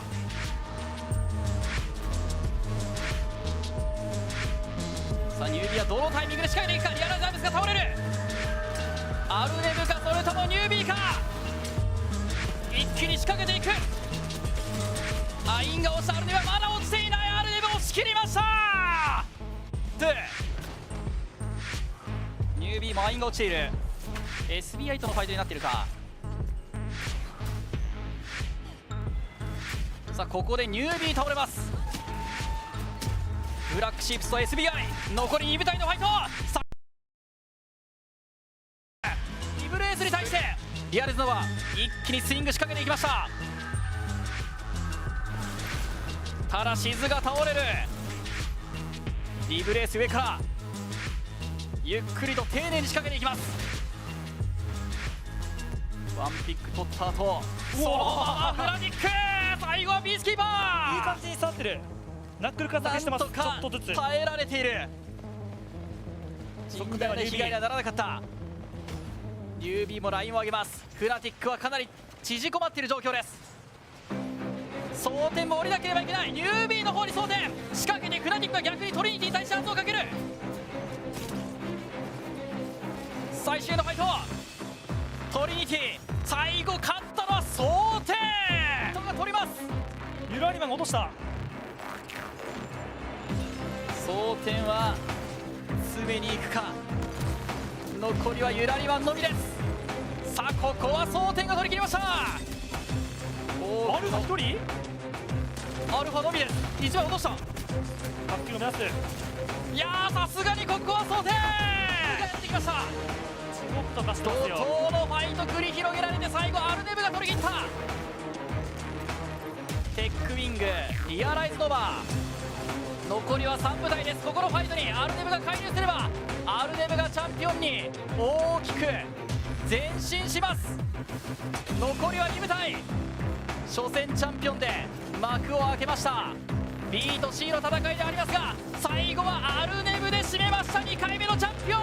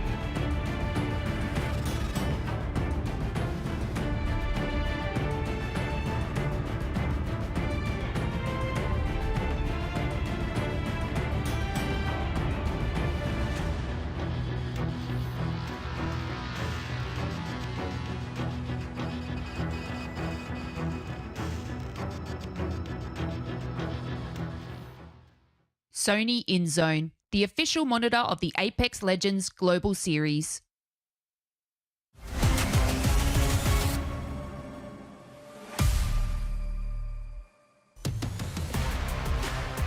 Welcome back, everyone. NVMI, they take game number 2, Genome, on E-District. One more game to go on E-District, and we saw a lot of chaos ensure at the end of that Lotus End circle, and I'm not too surprised. It usually unfolds like this when you're forcing a lot of these teams to coexist inside these buildings.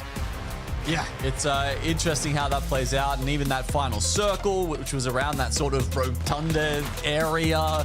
And I thought to myself, you know, it's sometimes it's fun without Ultra, and sometimes it is actually fun with Ultra. And this is one of the end zones where I'm happy we did have Ultra in the game, because otherwise it would have been so easy for the team on top to just dominate the entire scenario. But all of a sudden you introduce the void passages, and teams are like dipping, you know, back up and down, and it was a fun one. But NVMI definitely come out on top. You know, also shout out to OnDogs. They went out quite early, but they also picked up 7 KP, Vicky. And, you know, on top of their first performance, what that says to me is these guys have good spot recognition. They know when they, you know, can play for the win, and they know when, you know, 7 KP is probably the best they can do. Hey, if they can rack up this early game KP, they're already in first place. They got the points here, and now they could play for positioning, play a little bit more laid back. And now with the legend bans coming into play, that also influences the way that some of these teams play. Whether it be fixing up their composition into leaning something more defensive or even more aggressive, depending on where you land in terms of your POI. OnDogs has shown that they have no issue taking a lot of these fights. I also think it's really interesting to highlight that NVMI won that game coming out of their POI. I believe it was a stadium, and then they were able to rotate up north through a lot of that onslaught of chaos of the teams that were trying to circle keep the squads that didn't have access to a ring console on their rotate. Yeah, here's that OnDogs team we were just talking about. And, you know, I went and looked up some of their Liquipedia pages since I was, you know, just watching from the sidelines that game.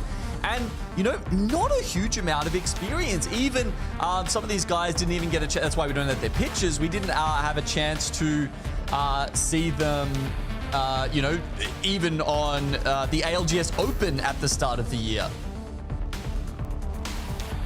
Oh man, I had to dip and dodge myself looking at this lineup here with 21 total KP after getting first place. It's 21 total KP after only 2 games, Genome. That is crazy. And now going on to game number 3 to see how this is going to play out. Will OnDogs continue on their domination and trying to get this KP, or will they finally play for that placement points? We'll have to see one way or the other. They've shown that they can do both, Vicky, and honestly, that is the sign of a good team in competitive Apex. You need to be able to play both styles when the opportunity is afforded to you, depending on where the ring pulls relative to your starting point. Let's get this started. Last game on E-District. Where are we going to be going? We've had 2 northern zones thus far, highlighting the teams that have landed over on the east side of E-District take the dub, whether it be from Stadium over through Heights. We've seen Lotus and a southern pool from Electro Dam. Wonder if we're going to get a little bit of diversity here over on E-District. A nice little daylight show with our teams on situating on where they need to be and how they need to get the KP they need to get to qualify for LAN. It's a big ask for some of these teams who, you know, as we said, you know, didn't pick up championship points. That's what they're playing for. That's how you qualify, or at least one of the main ways you can get to Sapporo is by racking up the championship points throughout the years. You are awarded them from playing in LANs, from playing in our splits here online. Yeah, it's a tall order for some of these teams who didn't perform in the first portion of the year.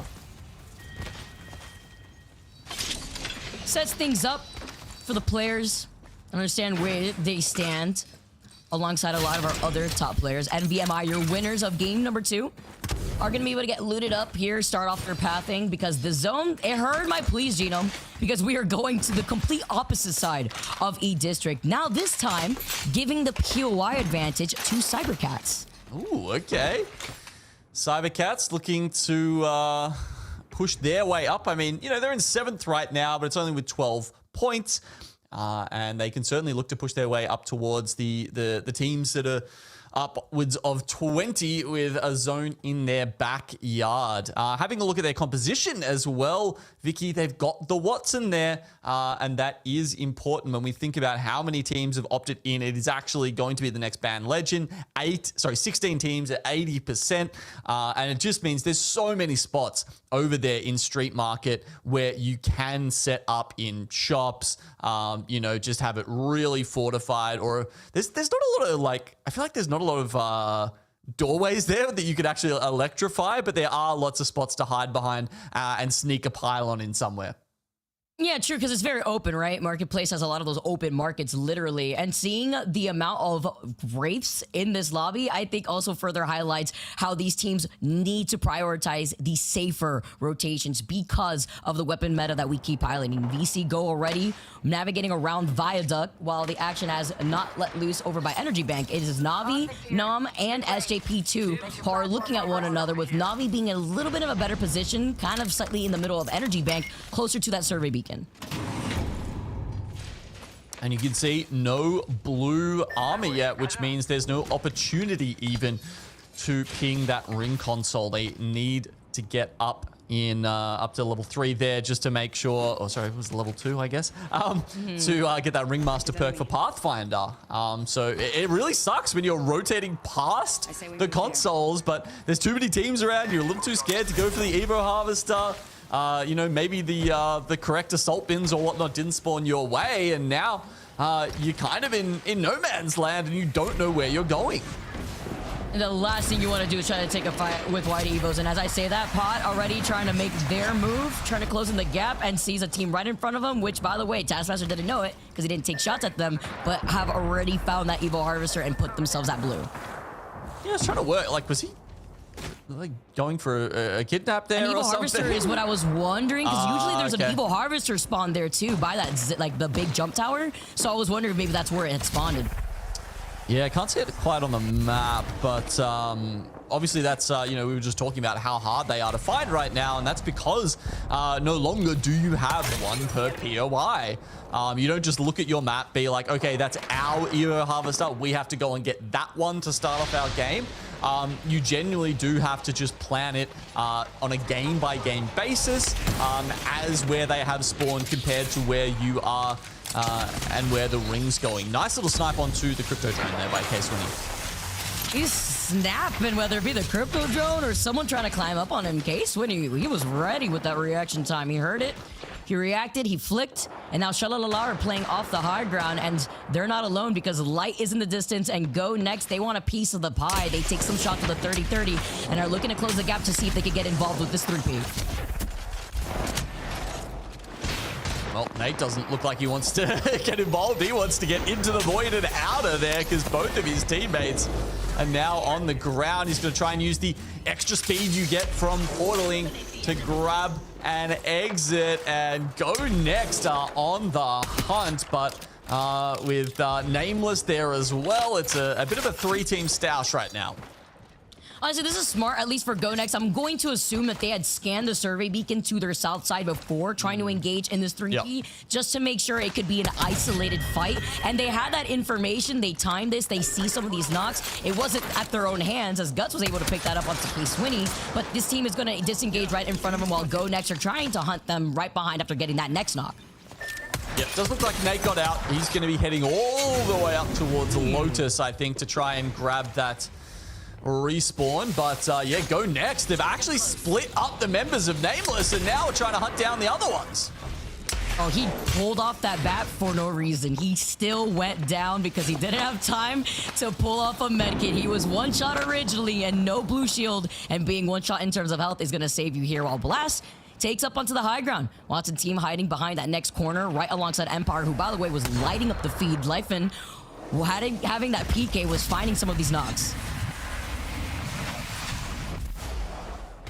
Roadhouse portaling very close to Street Market right now. These are the kind of shops that we were talking about setting up with the Watson. Blast is trying to do that. They've got a banner, but they don't have their third teammate. It looks like the Moby is in the backpack for Blast, so they just need to try and find the spot to pull that off. The teams here trying to control over the high ground. The Devo. Let it ring as Ochako is forced to back away. Look right in front of him and looked like it could have been a Volt on the other side with a nice little cheeky head glitch here, while Legion Gaming res galore here. The attempt on the resets from multiple teams, while now Legion get their Wraith player up. They're going to be able to pop this shield back, and Calamitous doesn't want to overextend alone. Couple of teams in this region as the ring does shift towards the east side of Street Market. SHALALA got a full reset in this time, by the way. Nameless tried to get back into zone, but were rebuffed once more by ONIC. Plenty of teams still on the outskirts right now looking for kills, including OnDogs. But for Na'Vi, they're still within the zone, but right on the edge of it. And as you can see, having to basically full heal to try and get back in this with Trojan and Legion on either side of them. I'm wondering if they had the ability to get information on that next ring console too, because considering it's pulling over to that south side, it's going to be very difficult to get right through the south side where Legion Gaming's holding, unless maybe you have an evac tower to scoot around if you could even get through there. NVMI, one of the teams taking an evac tower outside of Shipyard Arcade. OnDogs in the middle of their rotate. They're approaching an Evil Harvester. Eventually, they will also approach Legion Gaming from behind, but they may want to prioritize that ring console right beforehand, as we get to see where they're going to be moving on to. Okay, this is OnDogs, the team that's had a stellar start to our day so far. They're looking for their next rotate into here. Will they do it right or wrong? Let's have a listen in and see what they're thinking. Make sure to just set up building. We have like a fallback spot. Careful this team. We should show that we're purple armor so no one wants to fuck with us. They already shot me. This guy shot me behind the wall. I think they're also purple, probably. No, they're blues. Don't give them damage then. I have two. I hit two Off the blues. fence. There are 3x here. Gold bolt, purple light mech.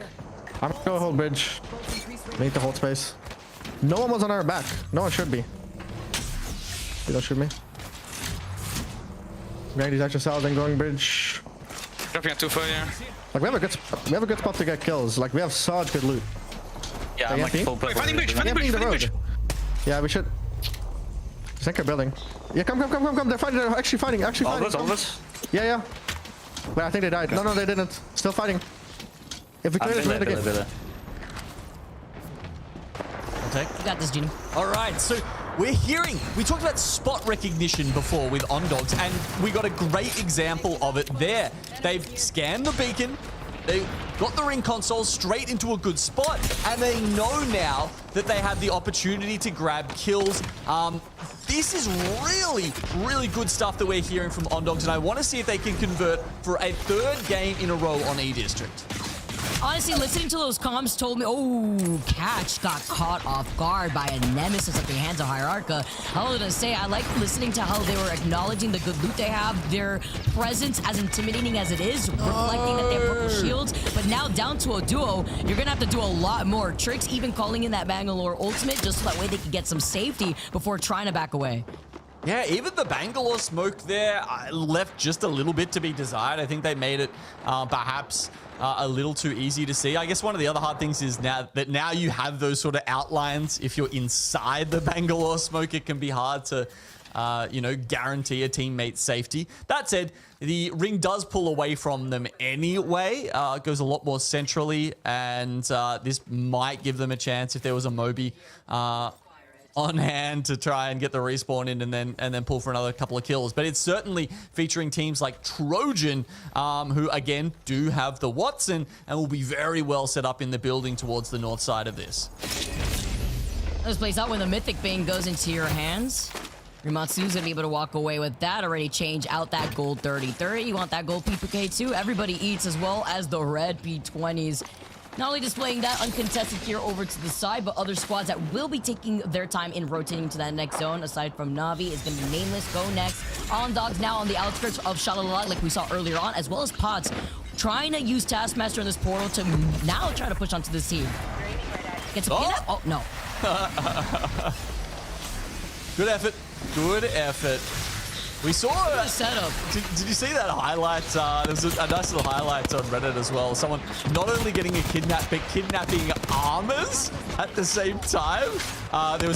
They used their crypto drone to scout. Saw that because of so many cryptos around, the team was dropping their armor on the floor to stop it, wasting meds. So they dropped their own while they went for the kidnap and got both. It was incredible. No way. Yeah, so the other guy just gets left in the building with no armor.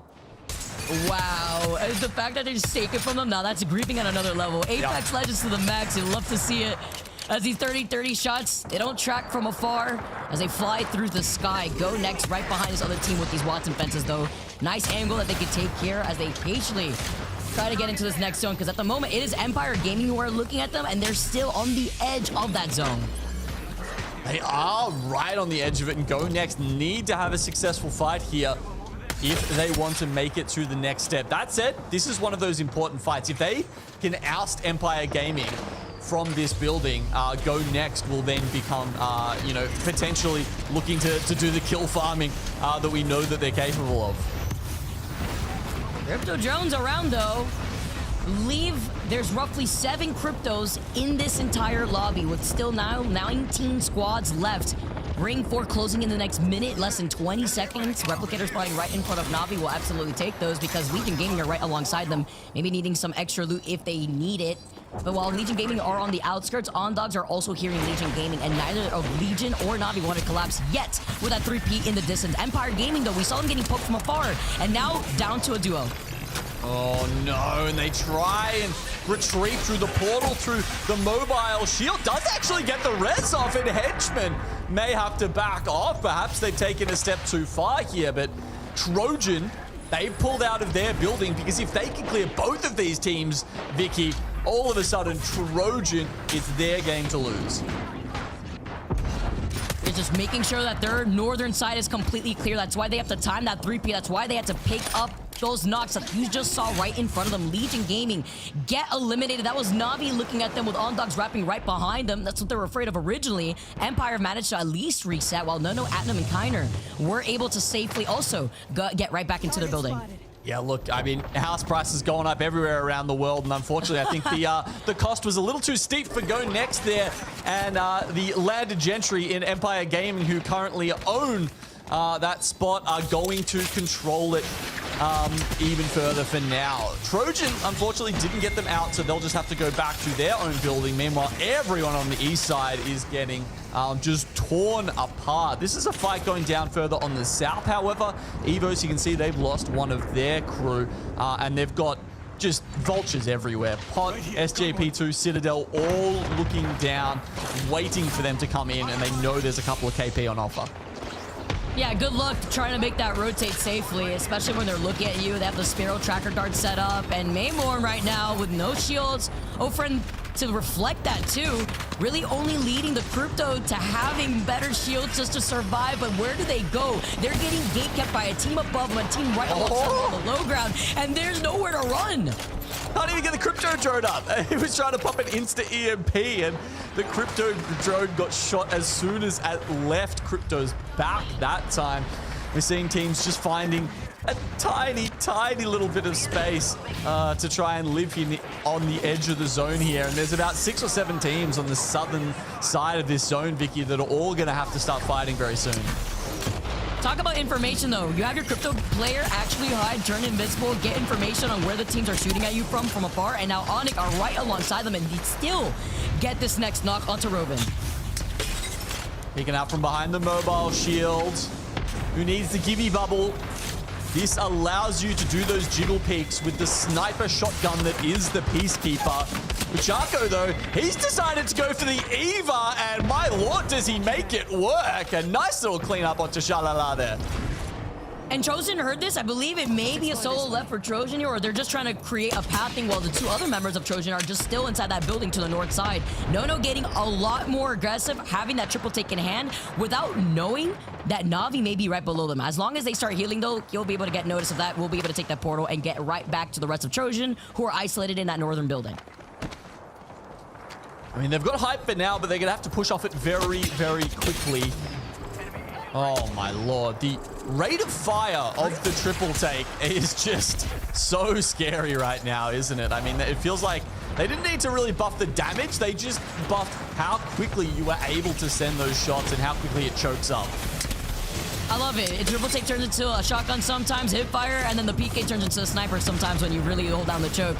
Everything makes sense. And Pot, they're trying to make sense of the situation. They saw a nade to the right, then you have the rolling thunder. You're trying to survive, only leaving the Watson alive. And SLR here also about to meet the same fate as Pot. Only ASCII trying to see if you can get the heal up, but then Navi just dive right on top of your heads, and you're facing the other side of a Sheila looking at you. Absolute chaos down here on the south side. Navi going in against VCGO. And Ochako, despite the heroics that we saw from him earlier, is now going to have to try and creep up. His teammates can't even stay alive there as they try and dodge the zone. And yeah, that's it. VCGO will take them out. That said, it's not done for them. Roadhouse on top of their heads. Cybercats just around the corner. And Trojan have actually gone down during all of this. Empire Gaming might be the ones in prime position.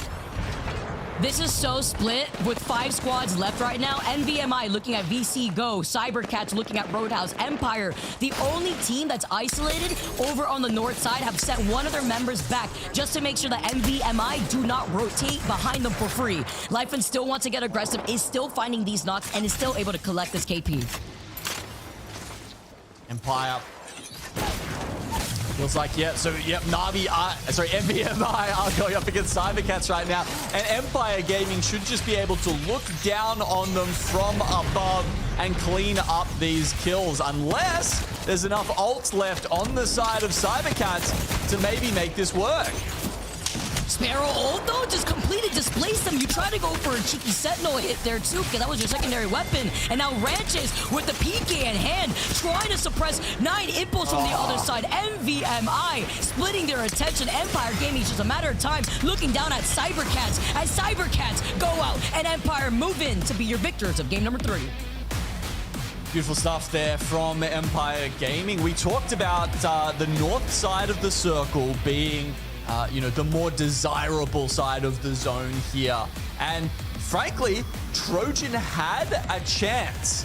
They had a chance to take out Empire Gaming earlier on when they were fighting the other team. There was another team rotating in from the northern side. They didn't opt to take that. And then in the end, they get cleared by Empire, who steal another 10 or 15 points from them just in that end game as far as kills and as far as placement points go. So an earlier bit of hesitation actually ends up costing Trojan dearly. Yeah, and that's with them coming out of Boardwalk, right? Like, right from the entire western side of that map before making that rotate over to the south side. But at least it's on the west side, so not too far to go. And also being able to set you up over on that north side of Street Market allows them to just go through Boardwalk, through Blossom, Neon Square, get information, try to take those fights like we saw as they secured 9 KP on top of the dub. And I'm looking all the way down Genome to Navi. Double-digit KP, but they didn't get those placement points because we saw, what, roughly 7-8 squads in that final zone. And then when it started that final zone, we were down to 5 squads by the end of it. So with Trojan going down, basically. So with them going out in 6, Navi going out in 7, they at least were still able to secure 12 KP. And still 5 for GoNext, even though they were down in 16th. I believe that was the team I was trying to think of that wanted to cross the bridge. But yeah, look, it just feels like GoNext are going from strength to strength, Tiff.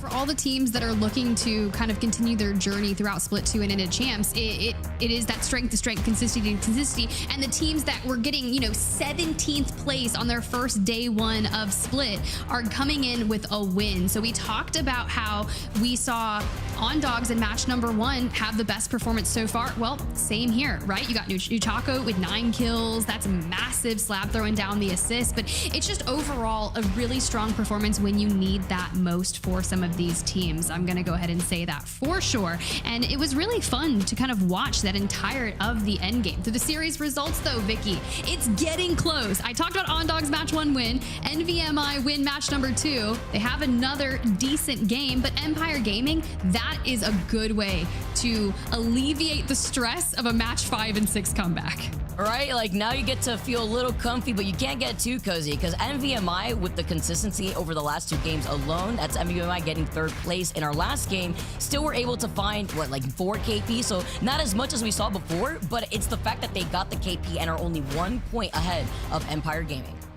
Jeez. Look, we're just heating up. Now that we finished E-District, it's how well can you navigate the transition onto our next map of the day when we kind of went 3 for 3. We were talking, or at least I was talking behind myself, maybe when you guys were casting. I was like, oh my God, match day 2, Caustic, Alter, Watson, banned in that order. Same thing happens today, albeit a different map. So when you kind of go back to World's Edge, it's going to be really interesting. So don't mind me just talking about things that happened yesterday, but for those at home, you guys might have missed some fun things too. We've got a lovely segment here in the halftime, what you might have missed. And no, it wasn't me just kind of fumbling over my stats in the back. It's actually a little more interesting, right?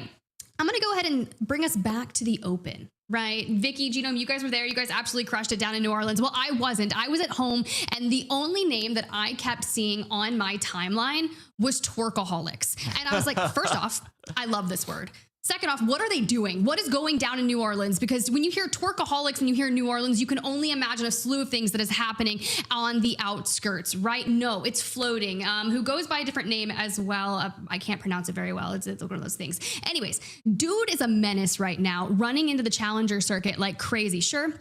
First performance in Challenger Circuit 1, the team got 14th overall. Not necessarily the best day, but that's okay because you come back swinging, you come back 10 times harder. I know he's starting to work on his IGLing skills and kind of get that in check.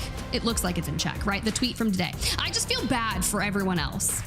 Sure, yeah, 174 points, 126 kills.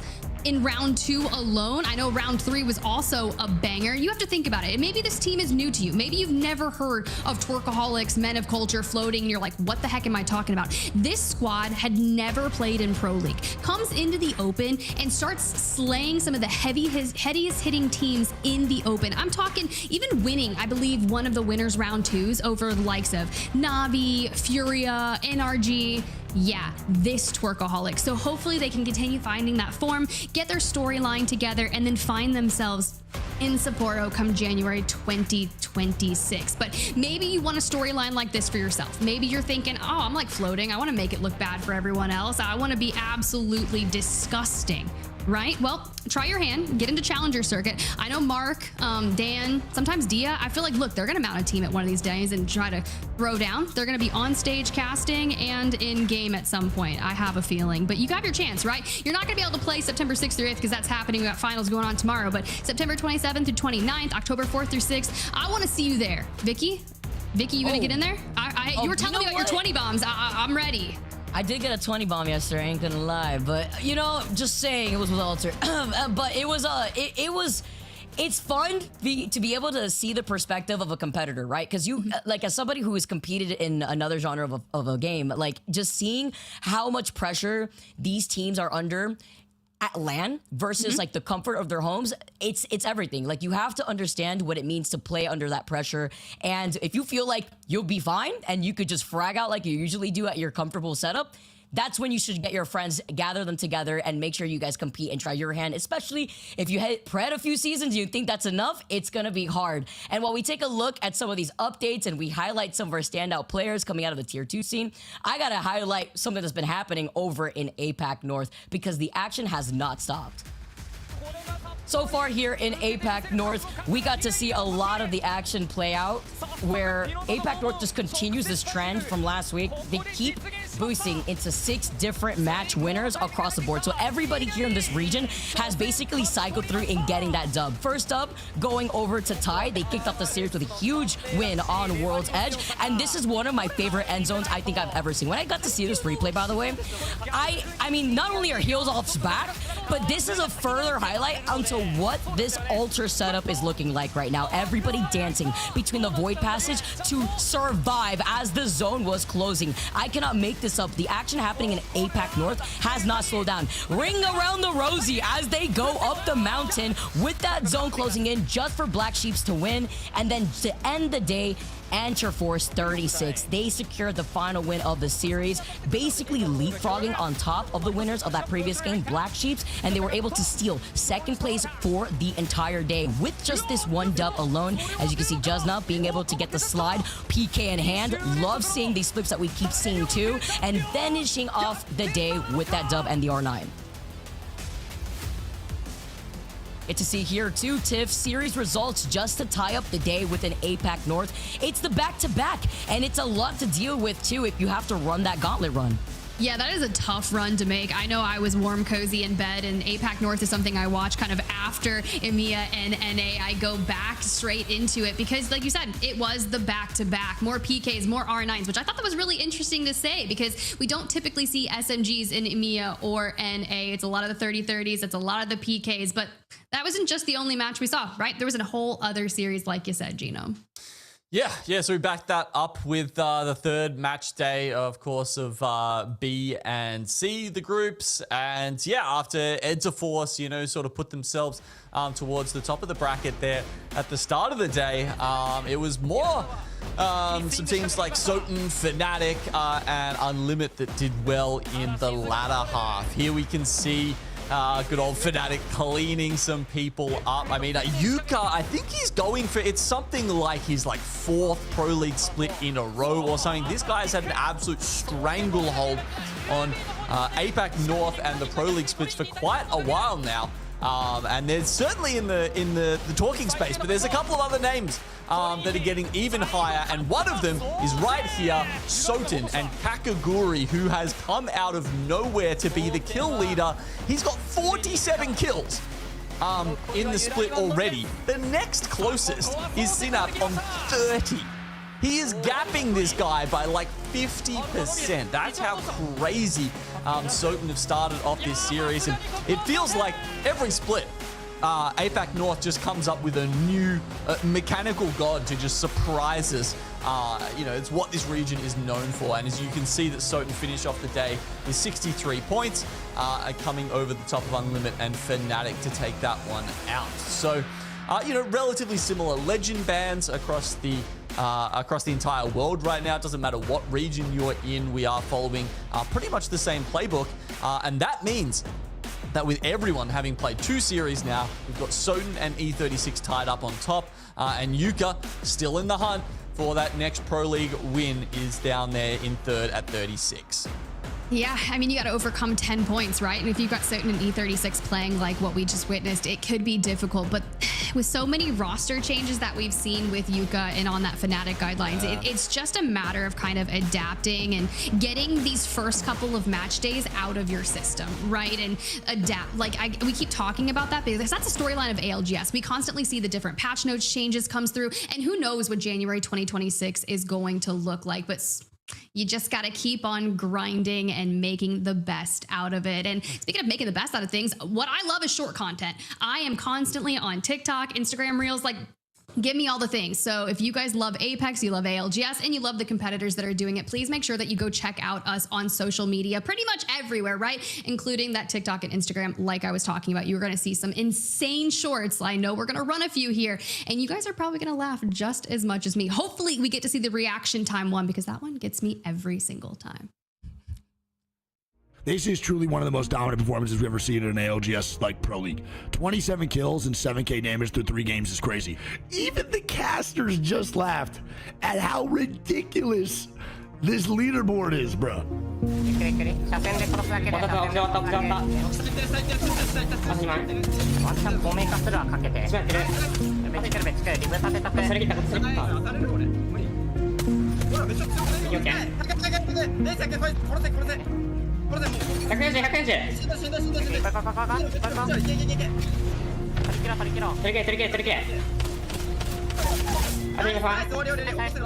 And Kakaguri is looking for more. He wants more. This kid is generational. He's here to stay. He gets another 2. Another one! And oh my goodness gracious, let's go! Charge rifle from distance though. SLR now having a look at this. Alliance probably thinking, can everyone just chill? Just try to live our life here. Zipline Mafia will be dealt with, and Alliance say, okay, if we're not going to chill, who's next? Sadly, if you are the team that everyone knows is going to take that fight, everyone's going to try and capitalize on the damage that's being done, but Alliance are doing so well just to keep teams away here. Oh my god, effect! Oh my god, effect! 2 down! Only 1 remaining. Don't blame Effect, to be honest, for going for that. It would have been quite the clip. And Alliance all of a sudden are on fire. They'll get Effect back at some point, but the amount of KP they just picked up, Alliance just held off 3 teams. You know, the best part about seeing that last Effect clipped on shorts kind of come through the compilation here is this all happened after Jumba comes on during halftime on the broadcast in EMEA and decides to just rapid fire who he thinks are the best fraggers. And then by the end of it, he's picking Imperial Hal over Unlucky and then even Effect. And then Effect goes on to go absolutely crazy and they take a win in game number 6. But overall, I'm loving the short content. Vicky, you were gassed up, and Genome, honestly, witnessing Kakagori there, you were just talking about him. Jumba was even talking about this player out of APAC North that was going massive with the EVA 8. Well, good thing Nicewig had the clip. Yeah, I mean, he is so good to watch, and exactly, it's the kind of meta, it's the kind of gun meta that just lets APAC North shine, right? These guys are known for their movements, and when you can jump around and just be, you know, tap strafing, and now even with Sparrow adds like a whole other element to being able to just pop up with the PK shots, like, it's awesome to watch.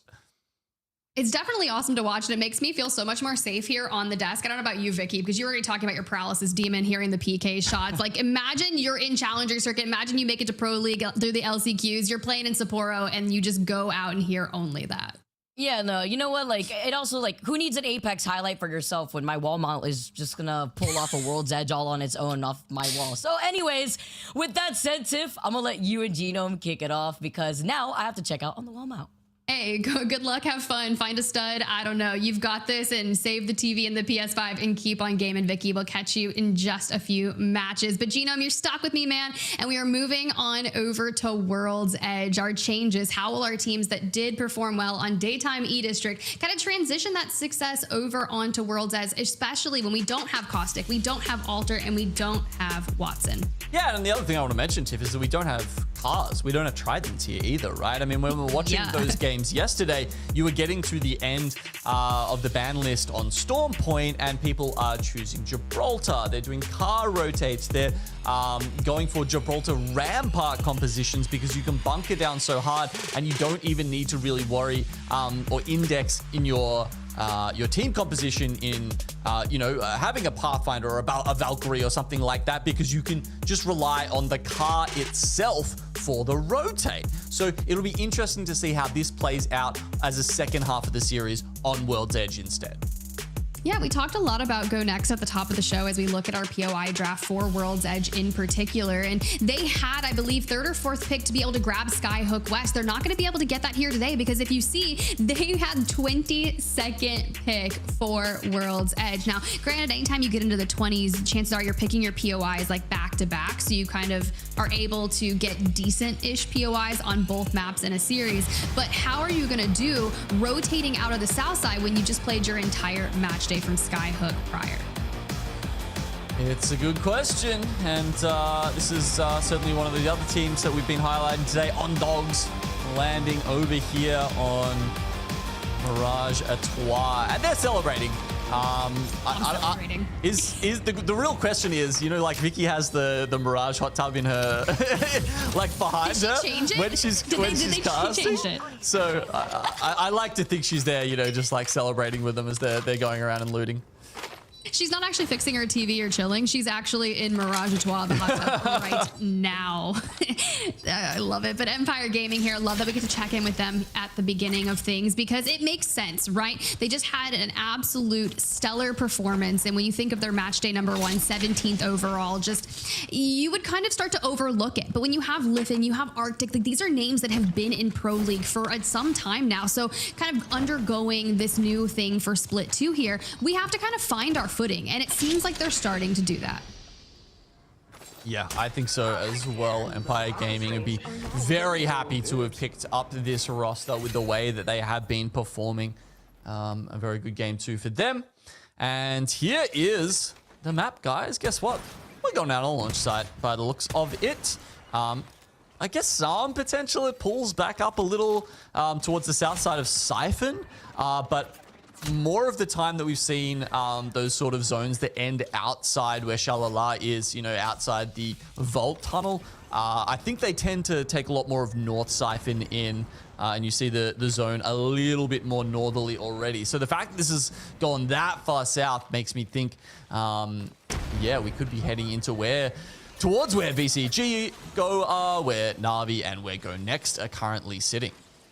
Yeah, going to be a tough rotate for Citadel and teams out of the north, but this is very uncharacteristic of me casting World's Edge Genome. So I don't know if it's the genome buff or what. Typically, we go to the northern side always. So finally, I get to cast a southern side. But one thing that you said stuck out with me. Shalalalala. I can't say that. We're never going to do it. But Case Winnie and the team, they are constantly getting these circle pools. It even happened on E District, right? And something to note is they only have, I believe, 6 points overall on the day because they take a conservative position and try to play for teams and defend those rotations early on, but they're just not winning those fights. Another level. And it's tough, right? We have talked already a lot about those sliding doors moments, about whether, you know, it's not really about how you play the end circle out sometimes. Sometimes you get to the end circle and the game just kind of plays itself. Sometimes it is about those earlier fights that open up the end game opportunities for you. Looking at this opportunity that we're getting, take Flyte, making something of it, a Spitfire in hand, and that thing just goes, and it's not going to work. We'll try to get the Sheila, but it's so slow to pull out that unfortunately we're going to get evicted from the lobby, and it's ONIC with 10 points on the day looking to clean things up. That is a crazy fight win there from ONIC. I mean, like, it looked like they were just flying straight into their enemy's hands, but I don't know. Apparently, the damage reduction on those zip lines is enough for them to get in there cleanly, safely, and take up a very good spot in the North Command Center of launch site there. ONIC take that building over, and people are piling in left, right, and center. Looks like they are indeed reading it as a launch site zone, and it feels like it's been a while since we've had these. I mean, I was saying it. I'm like, this feels good to go back towards the south. They can get really interesting, especially if you are hailing from the north, just trying to find a power position. You can see NVMI. They're immediately going to lock into this area, set themselves up for success. And if you look, they do have that survey beacon on the outskirts. And with Kazakh still locking in the Sparrow, you're going to have some of those lineups. You've got the rampart walls to kind of barricade yourself in here. But this is where things get mixy. You've got a lot of different utility coming your way. Like, that's right. A Mad Maggie. There is one pick in the lobby, kind of opening the door, especially after banning some of the 3 main legends that we've been witnessing. Wraith next up, 11 picks overall, Rampart at 9, but the entire lobby is split on this decision. That's right. There's even yeah, a couple of Bangalores, a couple of fuses, Pathfinder creeping in, as you said, but it's, you know, I don't think Sparrow was even in the game last time I saw a launch site zone. Like, genuinely, that's how long it's been. And I feel like you always get, if it does continue pulling down, you'll get one of these end zones where, you know, the platforms up the top are in and there's someone hiding down the bottom. And usually it was a done deal. It was completely sorted. There was no way you could overcome that height disparity. But if we've got some Sparrows in the game, then I don't know, that all of a sudden, I think there's actually a chance these end games might become a little more dynamic. I would love that, right? You just immediately ult them and watch the damage just tick on through for SHALALA. We were talking about it, right? They kind of walk into some of these end games because they don't have a heck of a rotation because they're getting these pools. But what are you going to do with the gift from the Apex gods? You're going to try to get mixy with everyone that's looking to come your way, whether that's a 30-30 or something from distance. For EVOS, 12 points, MG Clutch, Cracked, and Hoodie. They've kind of had a difficult go of things, right? We're constantly seeing them get into these early engagements. They lose a player or two, and then they have to focus on hitting a reset. Yeah, it does feel like every time we switch vision to them, they're in a world of pain. So I don't know. Maybe we should tell the observers to just ignore them for a game, just to give them a chance, you know. But yeah, you can see the charge rifle shots there coming out from K-Sawini. They went down, looted up Dome, and now I don't know if they're expecting it to sort of pull back towards them a little bit, and it kind of does actually. The way it's pulling away from launch site a little bit here makes me wonder if, like very, very few times, even back when it did pull south, Tiff, do we get it pulling towards the sort of lava rivers outside Dome? But the one or two times has actually been some of my favorite end zones ever on World's Edge. So who knows? Maybe K-Sawini has the soul read on this one. This is going to be messy. That's the only way I'm going to put it, especially if we're getting the lava involved. And if you've got K-Sawini and co kind of isolating out on that eastern side, you still have to take down EVOS and Pot. But if you extend out to deal with them, you're going to have teams like cybercats walking into the tunnel because he's kind of scouting around from the rest of the team out in Siphon. And then Trojan's going to end up caught in the middle. So any of those teams that decide to walk up that barren hill and kind of use the cover from that tunnel, they're going to be able to take down SHALALA. So I'm really worried about them getting kind of cut off in the mid game again. Yeah, I think that's a very fair worry if you are a fan of SHALALA. If they can... I'm just a fan of the name. Keep it going. We'll start harmonizing by the end of Pro League at this rate. Yeah. Look, I mean, we've got a mafia we've got the Zipline Mafia in EMEA. We've got the Hot Dog Mafia now in NA. Now I'm just wondering, like, who are going to be the crime bosses of both APAC North and APAC South? I feel like we need like a mafia, the Dons running each sort of region, right? Oh, okay. Maybe a PK Mafia. I'll take it. That was quite possibly the quickest fight I have ever witnessed. I couldn't even say Mafia fast enough, and Taskmaster descends from above with a PK in hand like a criminal in the night. Rough. We saw Evo and they died. I mean, look, we told the observers, like, you can't pin that one on us. We did warn, but SJP too. Gotta see something good out of them. These open choke fights are disgusting. And, well, Denze, look, I've seen some interesting talk on the timeline, and we gotta get you winning these fights and taking down two. You just gotta find one, avenge the teammates down and out, use that Ash Portal onto their face, and push them out. Legion Gaming, goodbye. Ship it, clip it straight to the timeline, and make your haters eat their words. Literally punching them out. That was an aggressive Ash port there, but you know you've got them one shot. You may as well get on their head. Good stuff. Moving back over towards Siphon now. Do these teams think, they're like, oh, it's feeling a little empty over here. Where'd all the other teams go? Well, I can tell you most of them are down in launch site right now. And once this next circle is revealed, we're probably going to be following along with teams like Nameless, Nom, Roadhouse, who are sitting up the north side, but actually using the Fuse ult to engage here. Does this work out for Citadel? Look, it's quick, right? You're just going to rotate off the double portals, and you immediately invest the motherload straight onto Pots. And I'm curious because we saw just how quick they were able to eliminate EVOS. You know they're hot off that engagement, but this has to be quick because we talked about all the teams that are looking to gatekeep this area. You can even see Sherb in the distance. Taskmaster loses out on shield. Prestis is down. This is tough. It's so tough. They're taking charge rifle shots from K-Sawini on the hill. They thought they were actually good behind the castle wall there. But, you take 100 on the backside, and all of a sudden, it's almost impossible to win that fight against Citadel. Well, look at Pot got Newcastle in hand. ONIC just getting the teammates back on up. But you're right, you do have to contend with K-Swinny and that charge rifle on the crest of the hill. So what does your rotation look like? Do you actually dive into the tunnel and look to come out on the other side? You'll just have to make do with what you've got. But a minute to figure that out. For Zuni, dreams of Citadel Gaming still alive. Do we have the banners? We do. We're actually going to look to stick the res. Now, this is going to go up with like a big bullseye for the rest of the lobby. And I guarantee you Pot is going to just be like, hey, come on. I'll wait. Don't worry. Oh my God, we actually get it. I was just talking about how this is one of my favorite end zones of all time, but also one of the rarest. This is like the shiny Pokemon of World's Edge final zones.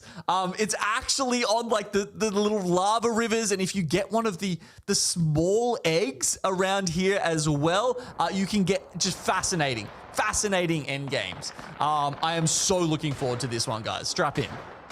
The question is, who's going to get there first? GoNext getting feet on the ground, dead center, and they're just kind of scouting of where they want to play. You know, a lot of these actions going to occur. I love that our observers immediately went to the free cam shot to kind of set the lay of the land. SHALALA is going to be on that dome side of things, playing from inside, and Pot might be poking some shots at them. For NVMI, our current series leaders, they're all the way on the west with SLR and SJP2, and it's going to get messy, especially for Empire Gaming.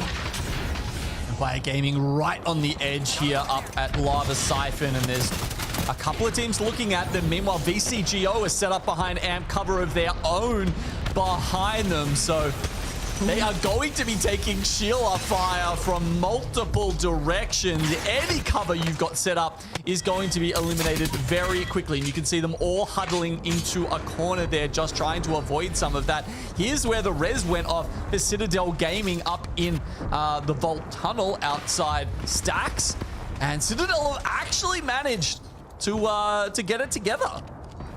Yeah, they definitely did. We had a question of which way were they going to go? Were they going to rotate towards Pot and SHALALA, or were they going to take the tunnel? And that's what happened. They took the fight against cybercats, they win it, and now we'll have to climb up that hill, which is where a lot of these fights are occurring on the other side to determine who is going to meet them on their way. Empire, SJR, they have to make sure they all decide from different sides. For Roadhouse, they just said, we're going fast. We got a PK, we got a Wraith, let's get mixy. And they're going to be happy about having the Newcastle. Anyone who has a Newcastle, a Rampart on their team, Catalyst will come into it at some point, is going to be incredibly important in this final zone because there's only small elevation differences. There is lava everywhere. You can't stand on it, guys. You will take damage. It's just going to be so much fun to watch. I cannot believe we're alive here for now. You can see that picture of where the map is going. And well, look who's got it. Pot on your screen, and you got Prestis, the charge rifle in hand, completely eviscerating everyone that he can get his eyes on with it. For now, Nameless feeling really comfy with some of these fights. The getaway does occur. Oh, don't open yourself out into the open for too long. We know what those 30-30s hit like. Ooh, Prestis got knocked as well, so that's going to be rough for them trying to hold their god spot here. But, you know, we're looking at Empire trying to work out if there is a hope in hell that they can make their way out towards Dome right now. But I think for them, honestly, it's going to be more about the kills. So they force the Newcastle to use the wall, and then it's just a straight port into zone because what other chance do you have right now? No, this is just purely reacting with the time that we've got and now trying to hold off against Citadel. They mounted a comeback, hitting the res, and now look, they're making it towards that zone. Empire Gaming was in the top 3, and taking this exit's gonna hurt them, but Citadel might join them because we have to climb up this hill towards Roadhouse, who are gonna look to gatekeep. But I think if we carve our way out towards the other side, we might be okay, or so they think.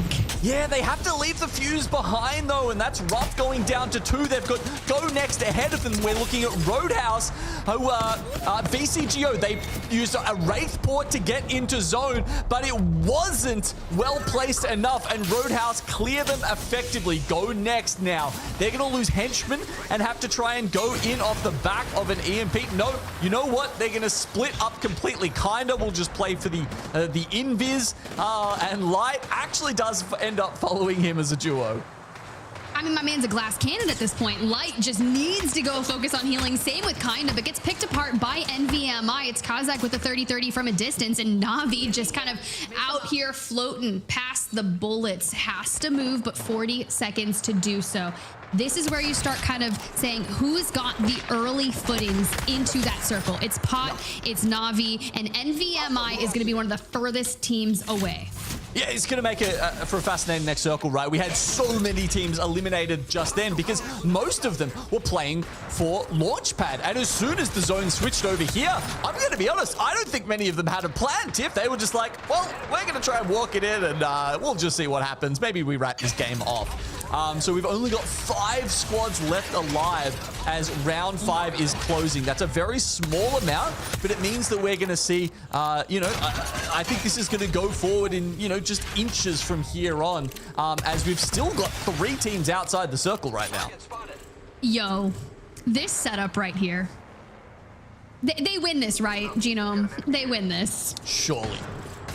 This is their game to lose at this point, and honestly, having those angles onto NVMI as they seek to rotate. You see Kazakh down. They have to invest the smoke there. Hardeki and 9 Impulse likely going to leave him behind and will be forced to play as a duo at the end of this. You've got the Jenny. No Jenny, my bad. Watson's out. I don't know what I'm seeing. It's craziness apparently, but the Sheila in the back pocket. Yeah, I mean, Hardeki is on the rampart for NVMI. He's the only other one I think that might be able to do something about this, right? If he gets just a little bit of time to ramp Sheila up and then blow the cover away from them, maybe the other teams can get some damage down on them. Ooh, I like this little spot that Roadhouse had picked up underneath them, though. The issue is, can Pot peek out and do damage here as this Thermite goes huge and takes down Uchako? I mean, we are just burning Navi alive. They just want to drop down. If there's one thing we've seen from Pot historically on fights as they've made their way into this position, it was jumping down on people with a PK in hand. I don't think that's our smart choice just yet. We do see Navi go on out, and Light is relegated down to a solo for endgame. I think we got some decent kills. One, sure. Maximize your placement points for this game and go off. Yeah, Pot are already up to 11 kills, by the way. 6,000 damage across the team.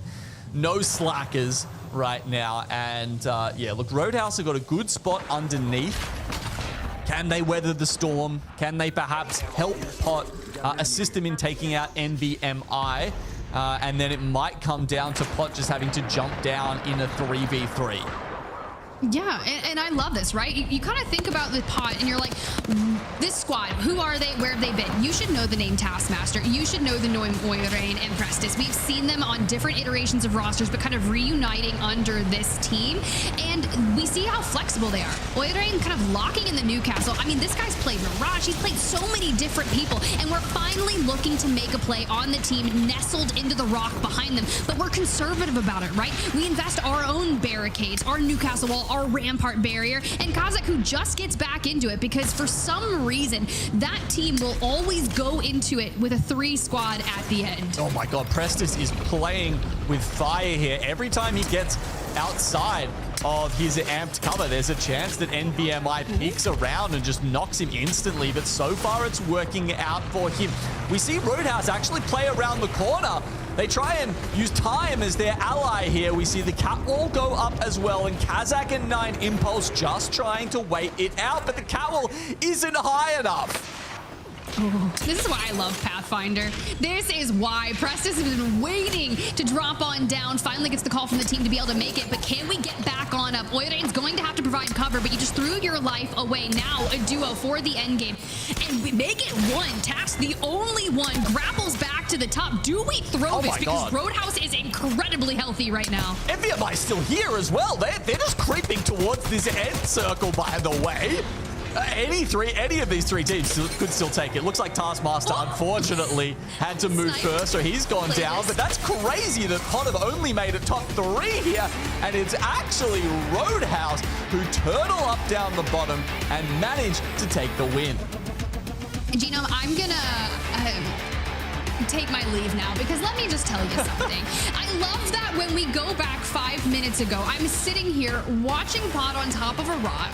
They've got their Newcastle wall. They've got a couple different rampart barriers across the levels of this god spot. And I'm like, surely they win this. They don't throw it in any way, shape, or form. But of course, what they do is they love to get into the engagements. They're not just going to sit up on high ground and say, we're going to wait this one out and then get involved. No, we want more kills. 12 kills on the day. Sure, they go out in 3rd place overall, but that's still a 19-point game. But you called it. You were like, look at this barricaded position from Roadhouse on the underneath.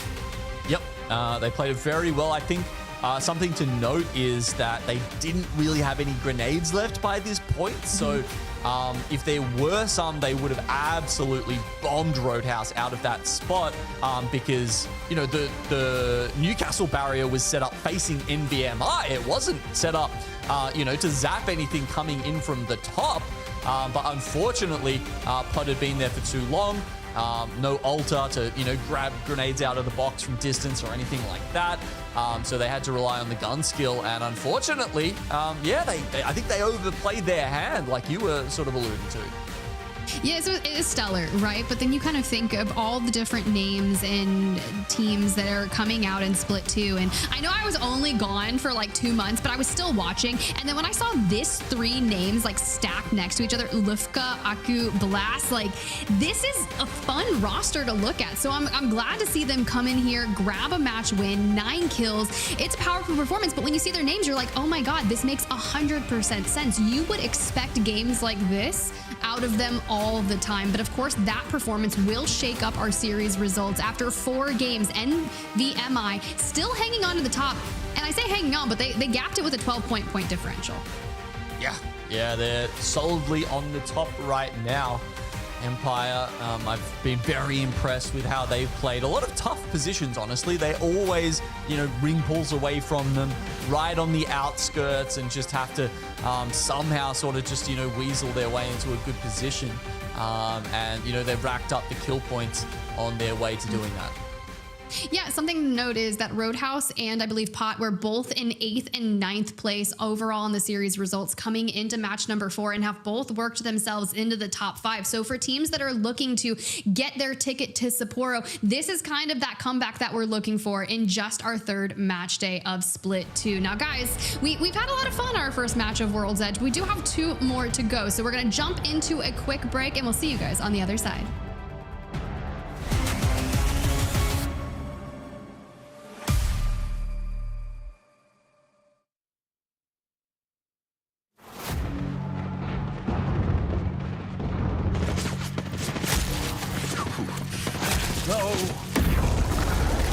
Looks like I'm last man standing. At least I lasted longer than... Anything you can do, I can do better. Great. Paranoid weirdo.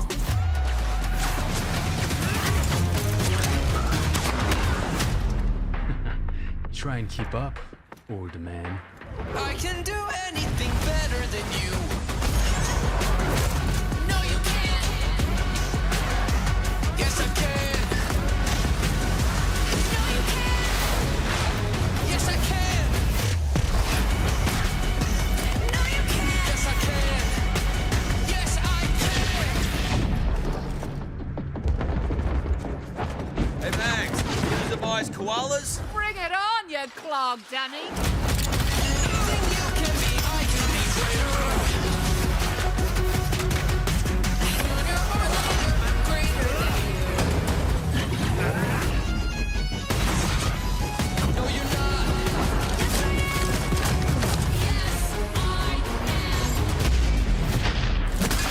Call me Salvo's metal finger. Always the straight face, pilot. Have some fun. Worry not. I will enjoy this.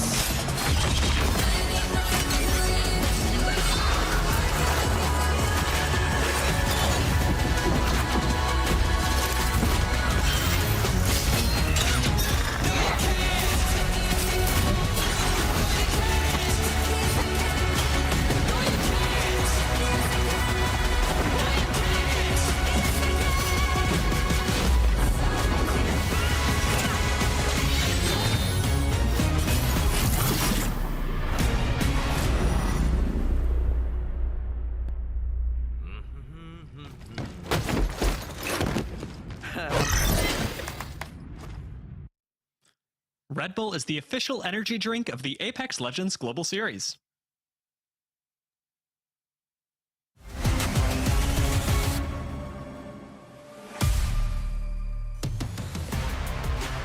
Welcome back, everyone. With a final zone like that on World's Edge Genome, I was just as excited as you sitting on the edge of my seat when we saw Pot on high ground, but it was Roadhouse who came through from underneath when that zone was closing in right behind Pot to take that dub.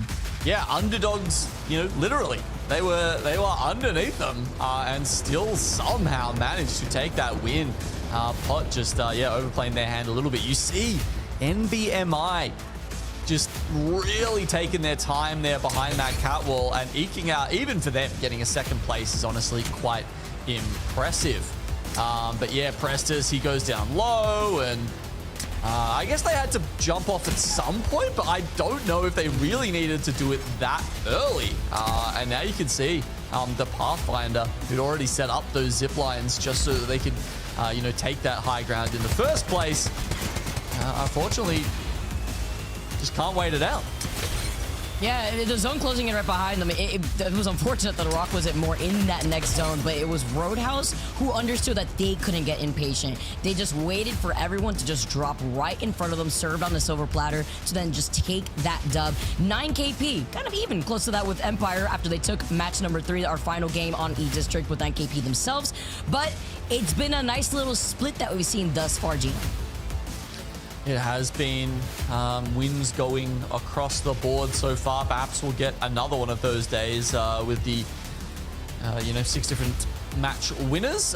These are the legend bands that we've had so far in the series. Caustic and Watson going first as far as the controller class. And now we've had a Wraith band after the altar. And look, things are evening up a little bit, Vicky. The first couple were like, 90, 100% bans. Wraith, I think, only had 55% of a play rate and still gets eliminated. So we're getting to the point where Legends are a lot more balanced in these last couple of games, and teams really can just choose something that suits either their style or just their personal preferences. That's what I love. Now we're getting to the point where that flexibility matters. Not only do you have to be very comfortable in approaching these different legends, but with different legend compositions to work with here. Roadhouse, they had Aku earlier on the Wraith, now coming over onto the Ash. We saw a lot of Rampart that previous game too, Genome. And I was going to ask you here, looking at World's Edge and considering that Rampart and Catalyst are the only control legends left before the reset could potentially happen. I'm expecting it here. I think it's interesting to see the amount of Ramparts that we've had moving over to World's Edge. Yeah, well, it's just about having access and instant access, not having to wait for, a blue armor perk, especially now that the Evo harvesters are more scarce. The teams really have to index into that a lot harder, right? So you pretty much need the controller character if you want to sort of guarantee that. There's no altar, so you're not picking up the controller class perk with her. Teams might do it with a Fuse or a Pathfinder. We do see a couple of teams going for that, but yeah, most of them will be picking up, well, I'd say most, half, 50% will be picking up Rampart. Yeah, especially looking at where this next zone is going to be pulling to, by the way. You have to imagine about the teams who did opt to use the Catalyst instead and will be able to bunker down inside some of these buildings to barricade these doors instead. And also, you got to see the ring console scan too. Imagine the amount of the jump towers that are just spawning in from everybody scanning these different circle beacons. And with some of these squads already making their move, can you hear a fight out in the distance? Roadhouse will be able to fly over Skyhook and find a building themselves. And this is going to be an end zone, just like we've seen time and time again, where there's going to be a lot of squads congested all together in these buildings in Skyhook. It's this fight, though, with SHALALA versus Trojan that is isolated here. Sax as Nate is going to be able to get that first knock with a PK. Always early into the fight. Case Winnie just cannot be stopped. Well, apart from a scout. I say too sometimes whenever they think they have a good shot on me, and then you just get the reset immediately afterwards, which in this case is going to be SHALALA after getting that res. Nice shot here. And then the tether. They have to look right behind him. Nice also focus fire into looking right behind to make sure that they won't get shot from around them. They finish off this fight, and they will be able to reset with nobody around them to 3P. After coming out, though, from Big Mod over here closer to Epi, it's going to be Pot, the team that we saw in the end zone of our previous game with Taskmaster now going out first. Hopefully it's not all over for them just yet. You can see the team that got the knock, I think, is still a fair ways away. But yeah, look, EVOS take flight. Citadel going back over towards Overlook as well. There's I think plenty of distance here, and EVOS, by the looks of it, are deciding to head further towards Skyhook, where most teams have decided that they should get an early position in. And there you go. Pot don't have to worry about it. Respawn on the Taskmaster instantly. Don't know if EVOS oh, they're actually second-guessing themselves. Maybe they come back in and say, oh, thanks for the respawn, we'll take that extra KP. Just back and wait for now. Looked like CJ was involved in that fight a little earlier from a distance. Well, now they're going to be able to move up. We get to see another fight break out, and this time around on the southern side of our first zone through that choke. It's another isolated fight between NVMI, the team that is currently holding first place with EMEA, as well as GoNext. But both teams don't want to fully engage, it looks like. It's just a lot of poke and prawning, maybe over an Evo Harvester that was over to the south side, you can only imagine, as well as trying to gatekeep NVMI from maybe trying to get information. There is a survey beacon that is located in staging.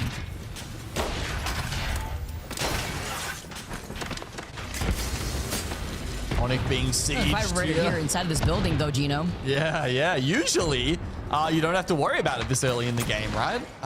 There's plenty of buildings in Skyhook, plenty of space to go around, at least for the first 2 or 3 circles, and that's why every time we get a Skyhook circle, you know, sometimes you can kind of just set the snooze timer on the alarm clock and say, yeah, look, no worries, I'll see you again in 15 minutes when the action starts up. But this time, who knows, maybe there was a specific building they wanted, they had their eyes set on, and nothing else would do. Oh my God, K-Switty. Like, yeah, well, look, we all know that the time to kill has been lowered this season, or at least the last couple of seasons.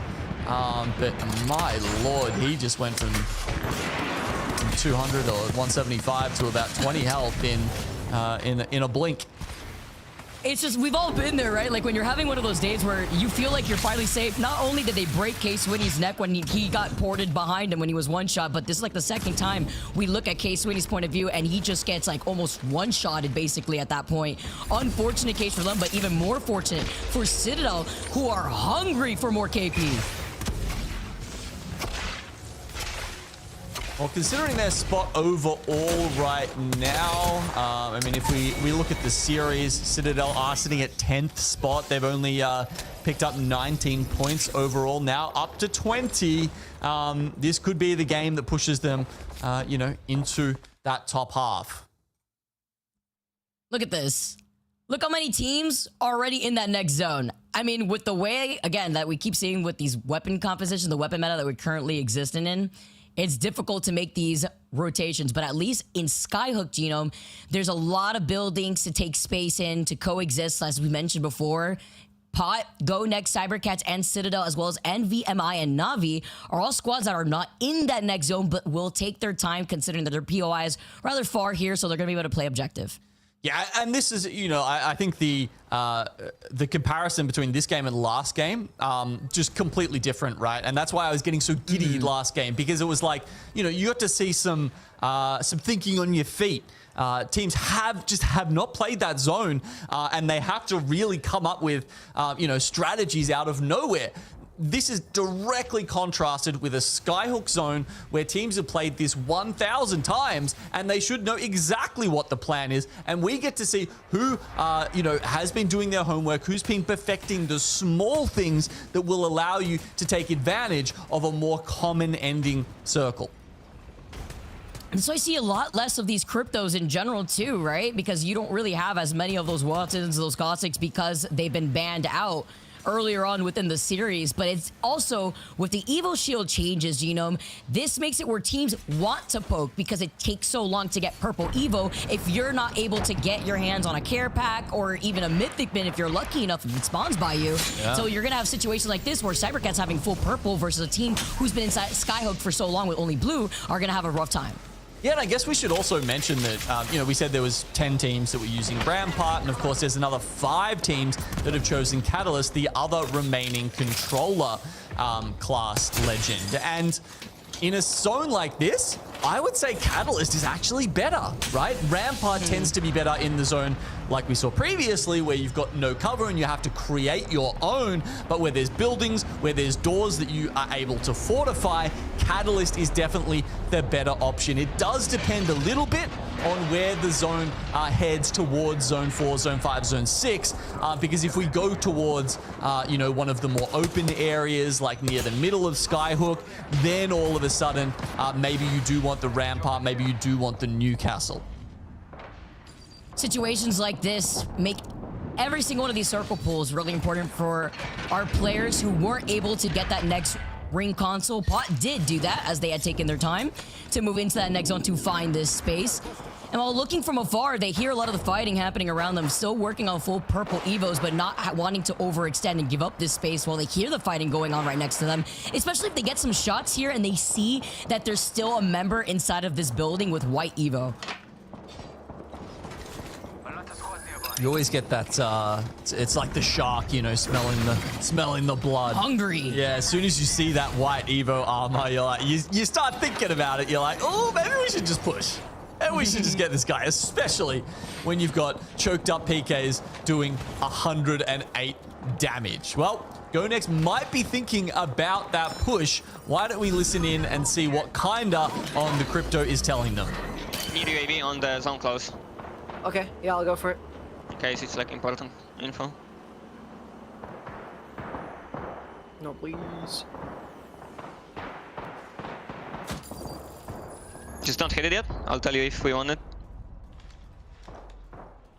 No. Keep it. Keeping it? Yeah, it's the zone that ends like here. Yeah, we're chilling. We're hard vibing.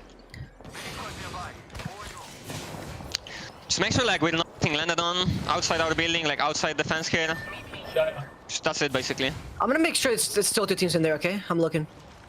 That team could also like slide on our roof and just like fucking try to insta-kill one of us if we want blow. Yeah, they're just like trying to fight. One team's full low ground and one team's like 3rd floor. Okay. Someone might take train at some point. The team that we thought the buildings are open, that team might take the train, like these guys. Yeah, I can look from time to time on their cross to see if like they're taking it or not. Yeah, sure. Just look for kills as well. Yeah. Have a little heavy someone just. A little bit slower here while GoNext and the comms try to pinpoint where everyone is around them, and seeing the circle pull, Genome, it is shifting over to the west side of Skyhook. Yeah, southwest, and that's towards ONIC, Roadhouse, Cybercats, NVMI, OnDogs, and I guess you can never necessarily tell where it's going with the Skyhook zones. It does tend to bounce around a little bit, but I guess the weird part is that it's on the opposite side of our previous zone pool. So like from zone 2 to zone 3, it's pinball back and forth, and that may throw some teams off. Yeah, if anything, a zone like this has also pulled kind of out into the open, still kind of closer to the middle console of Skyhook, north side of where Roadhouse is, out in the open where you could really only play off those crates, which is always crazy to see. And Citadel Gaming trying to plan out their next rotate, they were able to scan a survey beacon, but they don't really know which buildings are available to them just yet. Now, after scanning the survey, they know where everybody is and if there's multiple teams stacked up on top of each other.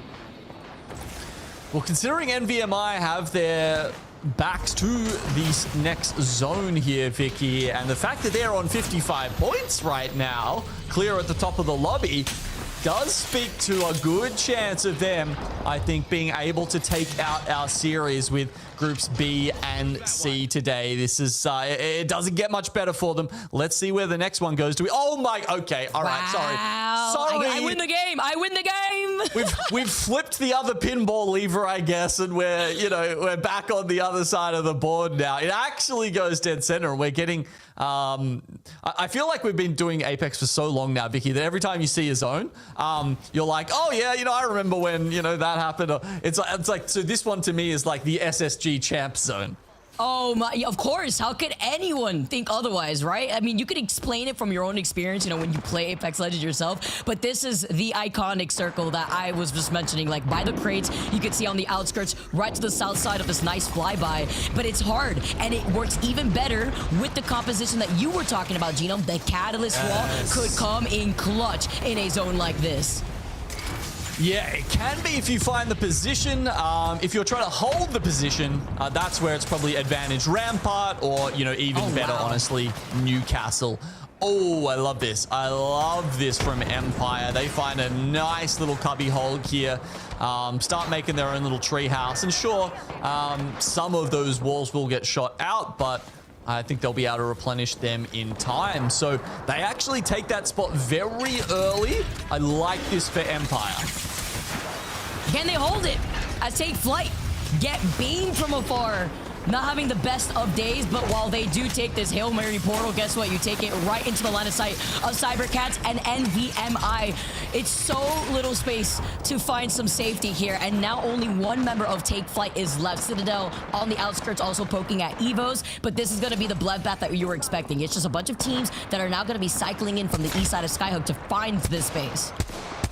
Yeah, and every single team I mentioned when I was like, oh, they're looking good in their houses, they are all going to be part of that bloodbath, Vicky. They are all going to have to move north into Skyhook, whereas SLR, Nameless, and Legion Gaming will probably be able to play the 3 different levels of Skyhook coming into our final zones. Robin with the clutch. He's going to get the res here too. Hopefully Nameless could reset while SLR are safely inside that middle console and in that next zone. It's about having to cycle outside that middle console within the next circle. That's going to be scary because you could hear it, you could see it. A lot of teams are now having to play right underneath that middle console while 15 squads are still left in this next zone. Yeah, I mean, look, you thought Skyhook was clustered at, this building also has 3 teams in it as well. You can see Pot, Nom, and SJP2 all coexisting for now peacefully until, I don't know, there's like a movie line about that, is it? Until the someone came. No, wait, Avatar. What is it? Until the Fire Nation attacked. Yeah, something like that. The Fire Nation. There we go. Not enough mo loads, not a lot of fire to see through. Maybe through the fire and flames, they could find some more of this output, as now they're going to be forced to get out of this building just to see and hear the fighting right alongside them. Nom, Pot, VC Go, Legion Gaming, SLR to that north side. Where do you move on to when there's so many teams that are still trying to see where they have to move? I like this prepping the armors. Means if they take too much damage on the exit, SJP can quickly make a swap and give themselves an extra chance of surviving. Ooh, nice little cat wall into an Ashport here. GoNext moving quickly and going down just as quickly. We see Light put on the ground, but, well, I know you can't go prone in Apex, but getting knocked is as good when it comes to trying to duck out of some of the incoming fire. They try to make a play respectfully here too, because they know that they're gonna have to eventually fight, but after seeing that knock and now slowing things down for them, wasting more of their meds. Oh my goodness, Billy pulled off that shield bat, by the way, at the perfect time to prevent getting knocked, and this is crucial. Round 5 closing in right now, and the Sparrows that are out will be able to feast with their ults on the floor for any stragglers that are finding their way into these extra corners just with a pixel of health left. On dogs. They're on top of the building, but oh my god, wow. Look at the shield of damage coming out from on top. Oh, okay, NVMI actually managed to get a respawn there onto 9 Impulse. Meanwhile, everyone else is just going ham in the kill feed. Cybercats go down. Pot do not survive their lot out of the building, and Roadhouse actually get eliminated by Citadel. Listen, Gino, we had 16 squads, and then within less than a minute, we've now gone down to 11 squads, and we see people dropping like flies. SJP2 managed to get the res. The same can't be said about Ondogs as they get eliminated next. And as you mentioned, too, with NVMI getting that res and not contested, everyone is still looking at Nom from down below between GoNext, Legion Gaming still sharing that space. Nobody wants to overcommit here for that middle side of console, or rather in Skyhook, because then you'll be out in the open for everybody else to shoot at. Yeah, and Ondogs, they didn't have the rampart, and that means when they went up against Legion Gaming, there was just no way for them to shoot back and get rid of those amped cover up the top quick enough for, you know, Sheila to just destroy them. So they'll go down and actually just leave all of that space to SJP2. Meanwhile, NVMI, they're going to get into it with ONIC down here. They wanted to take that risky fight, but it was unfortunate for Hardeki to realize this was not worth climbing over the fence. I'm out of the line of sight of my own teammates, and now NVMI are down back to a duo. Zone closing in. Night Impulse gets that next knock onto ONIC, who are struggling. Right behind them, they have to look. As Kyler moves up with the rest of the squad, GoNext now move forward through the other side of the catwall, their own catwall, to get that KP. Final ring is closing. SJP to move around. I loved their shot. They're going to go for ONIC next. And I mean, it might be a next sandwich with GoNext on the top of that. SLR play in the middle. They are very much ensconced in the center. Meanwhile, we see all three teams from Skyhook all of a sudden having to fight each other, and GoNext look to pick up the just the extra couple of kills coming out there. After using the Ash Portal too, they know what they need to do to clear that side of zone. They took the better fight now, facing off against SLR though. GoNext, this just leaves SJP2 to walk in for the 3P. It's all about that timing as SJP2 finish off that one last player, as they are your Game 5 winners. Oh my! That final... oh, okay, all right. You know, usually you get a lot of teams going down, and then all of a sudden it'll be 2 or 3 teams left alive to poke and prod and posture in those last moments. But the speed at which that final circle cleared up was pretty intense there. You know, we were talking about Ondogs getting removed from on top of that building. That actually left the space for SJP to just sort of play that as they wanted. Everyone else who was pushed out of a building with multiple other teams, they all went down. But because SJP had that all to themselves, it gave them all of this license to just play that endgame how they wanted, and they end up converting it into a 25-point game. And that's off of their POI of SkyWest too. So they got a lot of KP in their pockets to add on to that, as everybody was funneled into their line of sight. And with that play, with the Ash Portal, they secured not only extra KP in taking the isolated fight to the north side in the timing that they did, but they got that dub, elevating themselves into the overall series results. But looking at GoNext too, also being able to secure 10 KP.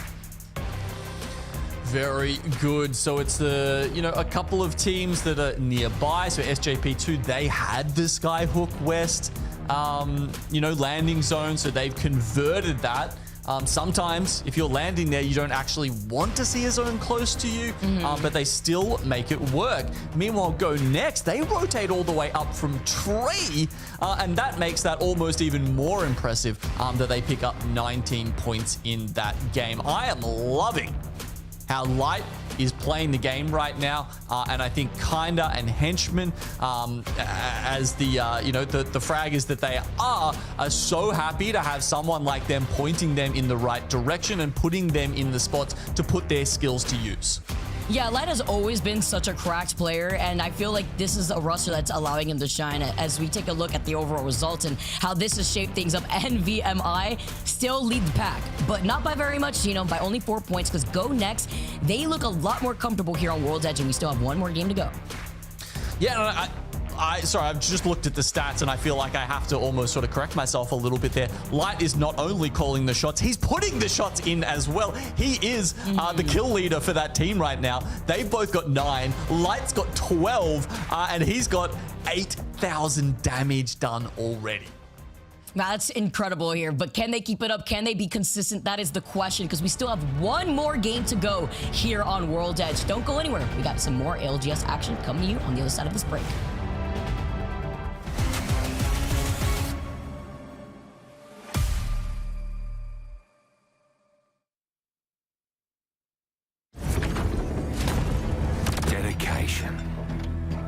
competition. Greatness. For some, it is the reason we forge rivalries. Drive to be the best. Others, mate? We're just here to have a bloody good time.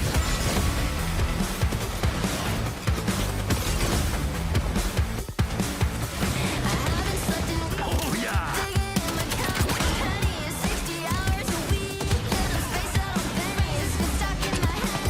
It's not your mind playing tricks on you. It's just me. Maggie's back and ready to rip some heads off. Hi, friends. Hi, friends. Hey, that's me.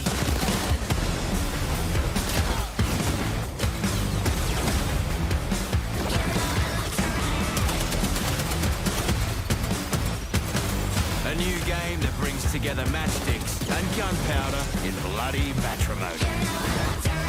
Wild card. Tickets on sale now. Things are about to get cooked. Legends were harmed in the making of this commercial. Intriguing.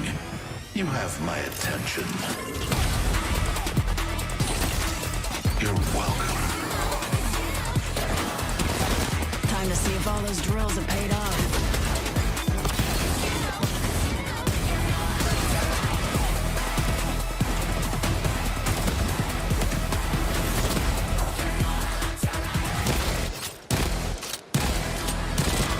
Nice triple kill. I'd say congrats 3 times, but we're still in.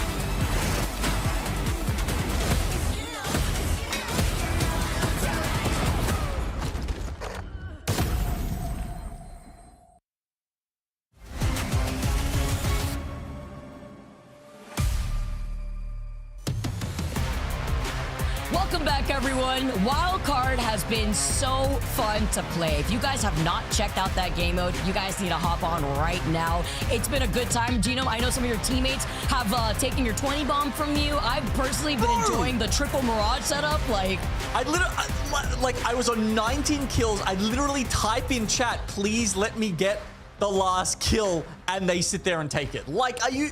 They were on like 5 kills and 6 kills, and they're seriously stealing my 20. Anyway, I'm not mad. Who cares? It's just a badge, guys. It's just a badge. Yeah, for sure. Not like it would, hurt your soul or anything, especially if you manage to get it on your main or anything. As we take a look at the final circle, at least we don't have to worry about any triple Mirage shenanigans that I know about here, because this ain't no wild card, but you could find your victors at the end of this game being that wild card, considering that they land here in Sky West. And aside from that, we talk about how difficult it could be to have an end zone pull towards your POI like this, lacking the ability to get Evil Shield charge. But that was no issue for our very end with SJP2 taking that dub, having everything that they needed, as well as taking that dub. Yeah, it was some really smart gameplay from them. Made some good decisions, maybe a little bit of luck going their way. We talk about the other squads who were in that building with them getting eliminated before they had to sort of make the big move. But GoNext, you can see them, they're even further up the leaderboards if we're talking about the series overall, and that's due to some of this incredible work from these 3 players. As we mentioned just before we went on break, Flyte has been leading from the front for these guys. Absolutely crushing it. 12 kills, I think it was so far, and still 1 game left to change their fortunes. They're 4 points off the top right now. Only a couple of points to get over the top of NVMI, and that would see them take a win on the day.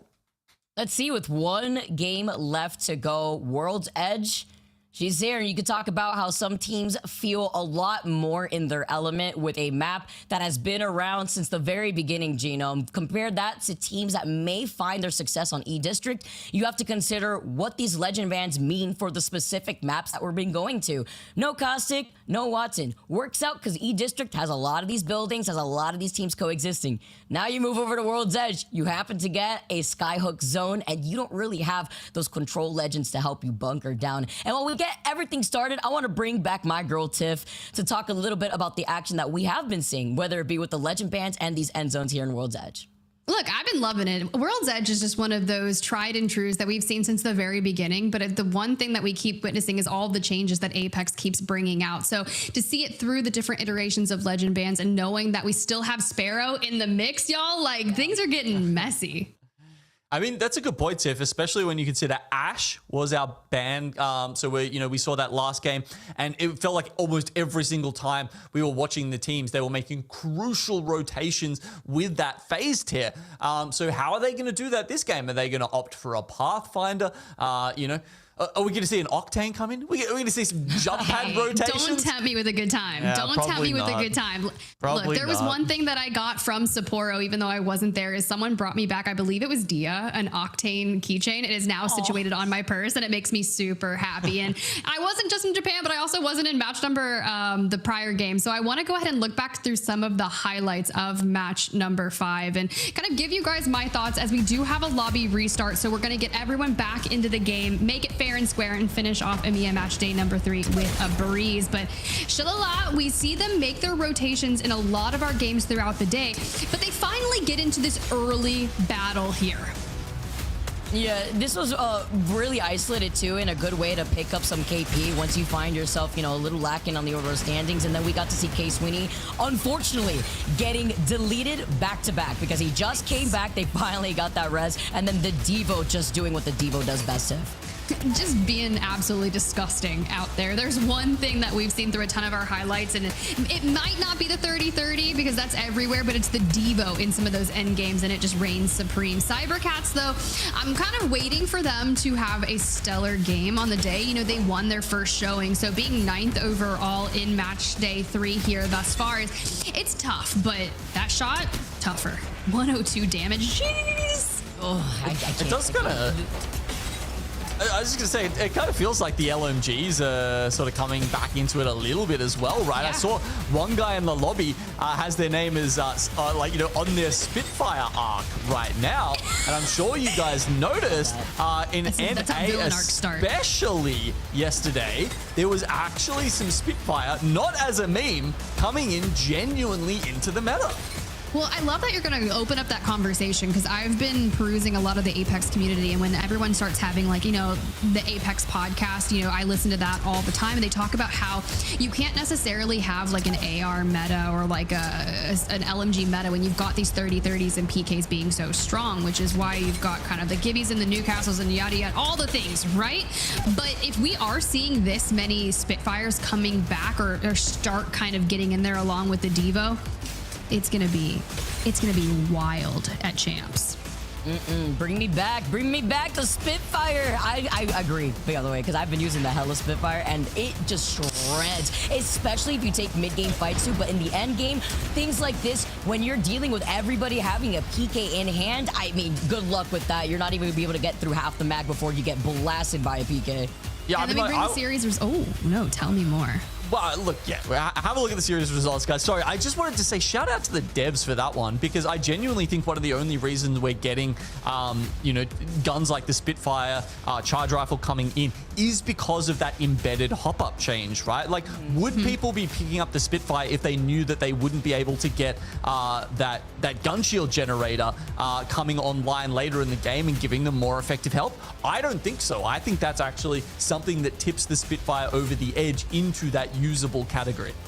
Yeah, I'm going to agree with you on that. But something else that I think is really interesting as we're kind of teeing up for our final match of the day is NVMI and GoNext, right? We've seen some stellar performances from both of these teams, but it's really nice to kind of have that full circle moment here with 9 Impulse, Kazakh, and Hardeki. And I saw a tweet from 9 Impulse earlier on today, and he was kind of talking about the journey to get to Sapporo. They're kind of mounting this hellacious journey to get back to champs, to show what they can do. And we know that they've always been really consistent on finals day, but I think that things are starting to turn around for them. But guys, I mean, just got to hear your thoughts on it. Yeah, I definitely agree, Tiff. And while we get to lead into our very final game of the day and welcoming back Hardeki, Kazak's been popping off. Genome highlighted how well Light has been doing. And with GoNext, just literally a few points away from NVMI, what, 4-point difference? A lot on the line here for this final game to elevate yourselves up on top in the overall standings. Let's get right to it. We're ready to go. Thank you, everyone, for your patience at home as we tune into SJP2, your winners of match number 5, as well as us highlighting the fact that they do land here in Skyhook West. It really helped them out in our last circle, but this time around, not so lucky. Instead, we'll be going over down south. Yeah, it's fun, right? You know, we say they did convert from that home circle, but at the same time, when you're a Sky West team, it's not necessarily the plan. You're actually quite happy to take your time, you know, doing the trials, potentially getting up to, you know, purple Evo straight away if you're lucky enough to get a brick over there. And we've got Nameless in Game 6, bring it out. Would you believe it? There's Spitfire to challenge SJP2 off rip. Especially off rip. Dude, if I'm facing off against a Spitfire on the other side or a Charge Up Sentinel, all right, that's your building now. Like, I'm taking a fight somewhere else. Like, I wouldn't even want to try to contest at that point. But what happens when your rotate is getting blocked? How do you navigate around this as Nameless trying to take this fight? Understanding they need KP. Sitting here in 16th for the day with only 5 total points. 15 total points. SJP2, meanwhile, are saying, please don't ruin our good day. We've got a chance to actually get, you know, top 2 here. Oh. Not gonna lie, he was not ready for that point-blank slide down. Unfortunately, going down. Kearney is the only one left in SJP2. After their victory for game number 5, they are the first squad out in this last game. Oh my god, it's like someone showed you a piece of cake in Game 5 and then they just like slammed it on the floor in Game 6. It was like, no, you can't have it. Oh, that's rough. They were so close. And now with going down so early in that game, as we see that the ring is actually going quite southerly away from them this time, they now have to worry about like Roadhouse, Pot, On Dogs, all of these teams who are just a scarce few points below them. Oh, and this is your POI out here, and now NVMI at risk of losing that first place spot here. Hardeki left and alive. Love seeing Hardeki coming back in full form. Hopefully they're going to be able to try to get this reset as the res comes out onto 9 Impulse, and you can see Hardeki getting set up just with extra ramp barriers, preventing this team from trying to extend, but they're not the only ones. There could be a third party in the distance shortly as Legion Gaming now make an appearance from the staging choke. Yeah, quite a few teams actually seem to be rotating in the vicinity, Vicky, which is a little surprising considering the zone is very much centered on, you know, Harvester, Tree, and Lava Siphon somewhere in that vicinity. But Legion decided to go the other way, and perhaps NVMI have a chance to reset here without any further struggles. Meanwhile, slamming down is the Newcastle wall. It's Nam, who lost out on their Bangalore earlier, trying to get away. Another PK sounds like here from the distance, and Arkstar right behind Mayborn, the only member alive. Can these hit fire shots hit? No, as McClutch was one, but the 30-30 wasn't enough as the boat check comes out, and another third party after third party as more teams start rotating through Harvester. We saw a bunch of Harvester zones in APAC South when I was taking a look at that on Saturday. This one, though, I think will probably go a bit further south, but it doesn't mean it can't be a staging ground for teams like EVOS and Legion Gaming to grab some KP first. That said, they might want to pick up the pace here because Roadhouse has been known to, you know, throw a spanner in the works, and they are on the march from the northern side. Roadhouse trying to look for a roundhouse kick, maybe? I'm not too sure. Maybe trying to go in for a fourth party if they can time this right. Cybercats also in the vicinity of Harvester as SHALALA going to be taking their time in Geyser. Nobody's going to be rotating from this eastern side. They're playing objective to get that ring console, slowing things down for them, and now looking over to Roadhouse. They heard the fighting going down earlier. Wanted to see if maybe Legion Gaming got involved here as they're trailing right behind them. But so many other teams, Genome, have already made their way over by Tree in that southern zone. Yeah, it looks like Roadhouse have got this to themselves at the moment. Meanwhile, there's 3 teams in Geyser. Like, we were having a look at SHALALA there, but Trojan and Pot were almost all on top of each other, but it seems they don't want that necessarily to be their graveyard, so they are going to try and take some different rotations, some different paths to make their way to the next zone. Stacked up over there. Everyone wanted a piece of that ring console, especially when that next ring console is over by Big Mod, which would be a great wraparound for the teams that have that information, but for the teams that need that KP, it's going to be a little different pace. Citadel just going to be able to loot up here while we take a look at the fight happening over on this north side on the outskirts of staging. ONIC versus EVOS. We saw the fight happening earlier on between Thermal earlier with NVMI. Now ONIC with Bushi falling incredibly low needs some help. Oh, I love, yeah, and you say help, bam, the mobile shield is there. His teammate has got him covered. Just has to step back into the warm embrace of the Newcastle utility. Boy, the fight takes a little pause here as the teams do start posturing up behind even more cover. And ONIC are back to full health.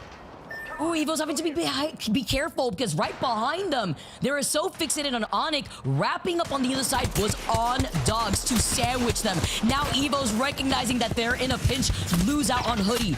Catch is going to be able to follow up with Billy to pick that up. And now before backing away, literally at one shot, having to avoid that Bangalore ultimate and slowing down this fight completely. On Dogs had an excellent start to the day. They haven't been able to back it up, though. Perhaps there is still one more game, one more chance for them to crack into that top 5. They'll have to come in from the western edge of the circle. There is a little ring console down at Thermal Station. Potentially they can go down and hit that. And I've got to say, no one's really in Lava Siphon at the moment. We're all the way over in Countdown. Somehow, Nameless and Citadel are still over here.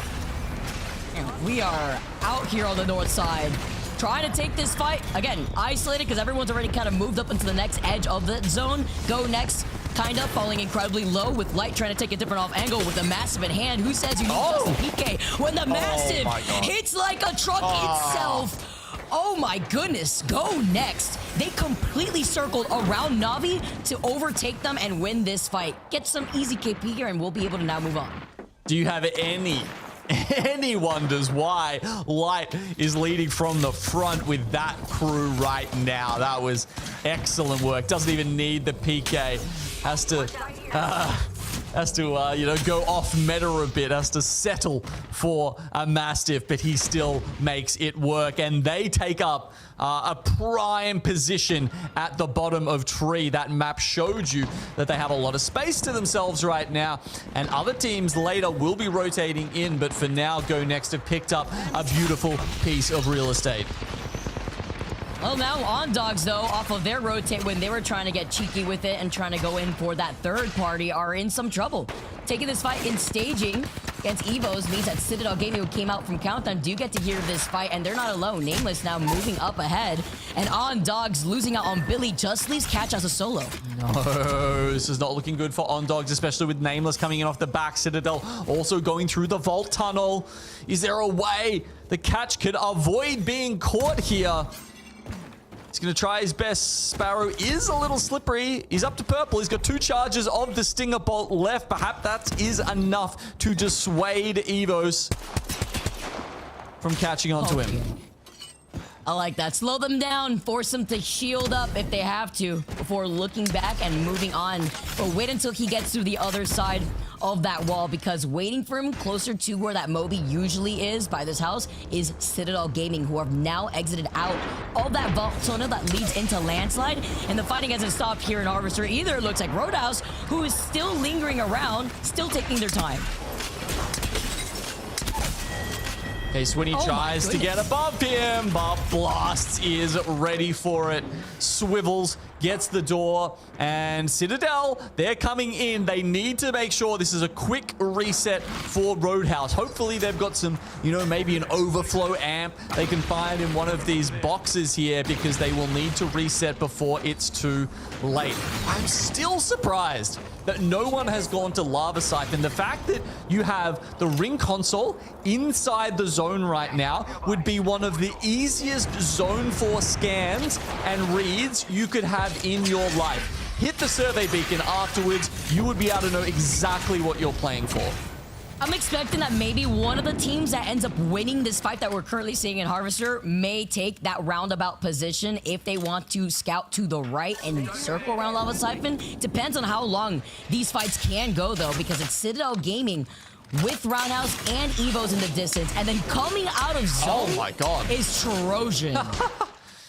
Yeah, look at that. Trojan, as we get a look at the map here, must be hurting for meds right now as they're taking that zone 3 damage and coming in. You can see what we're talking about over at Lava Siphon right there. That ring console just screaming out to me for, you know, what Graceful calls mid-speed, where you take that, that sort of late approach to finding a secure spot in the zone. But the fact that it's also switched up across to the west will not be, you know, happy stations for GoNext. They might have to hop buildings from the main one in the tree over to the survey beacon building. Yeah, left side, that is available if they do get ahead of that before anybody else can, because Nameless, still alive as a solo, is trying to go for a res over on that southern Moby of Thermo Station, closer to that survey beacon. Once that goes out, a lot of people are going to try to focus their attention on giving up their space, but it will also bring attention to that one building that GoNext could take since it's unoccupied. It's interesting that no one has, you know, scanned that beacon and decided that it's free and they may as well give it a go, or even just that it could actually be where this zone ends. Maybe it pulls back towards pot underneath the big leaf. Oh, that way. Oh, he sees him. Nice legs you got there. It'd be ashamed if I just blast them off with my gold 30-30. My gosh, Guts can't take a break. Oh no, Nameless got eliminated. Unfortunate, you saw Guts trying to wrap around, but very late on the rotate, considering the zone was finally now closing in. Good luck trying to survive through that zone damage and trying to get a res. And Roadhouse here, surviving on the sticks, it looks like, with a sliver of cover right underneath the bridge, as well as the Newcastle wall. I'm reminded of those, like, those memes where you see a cat and you can see its eyes poking out. You see the rest of its body. It thinks it's hidden, but you can see all of it. That was kind of nut impulse there. That was a perfect moment right there, literally. Found your little footsies here before catching you off guard. And now cybercats meet them back in the lobby. 13 squads left, and Legion Gaming are now approaching GoNext, who are outside the zone, so they had not moved from that building, and Roadhouse are getting pelted by these nades. Roadhouse up in 4th spot there, looking to overtake Empire Gaming, who have them by 5 points at the moment. But, oh my lord, there's knuckle clusters, mother loads coming in here. And hard rifles, like what? Is not feeling happy. Yeah, Blast is on the ground now. Needs to be hitting these shots if he wants even a chance to stay alive, and doesn't even know where his teammate is at the moment.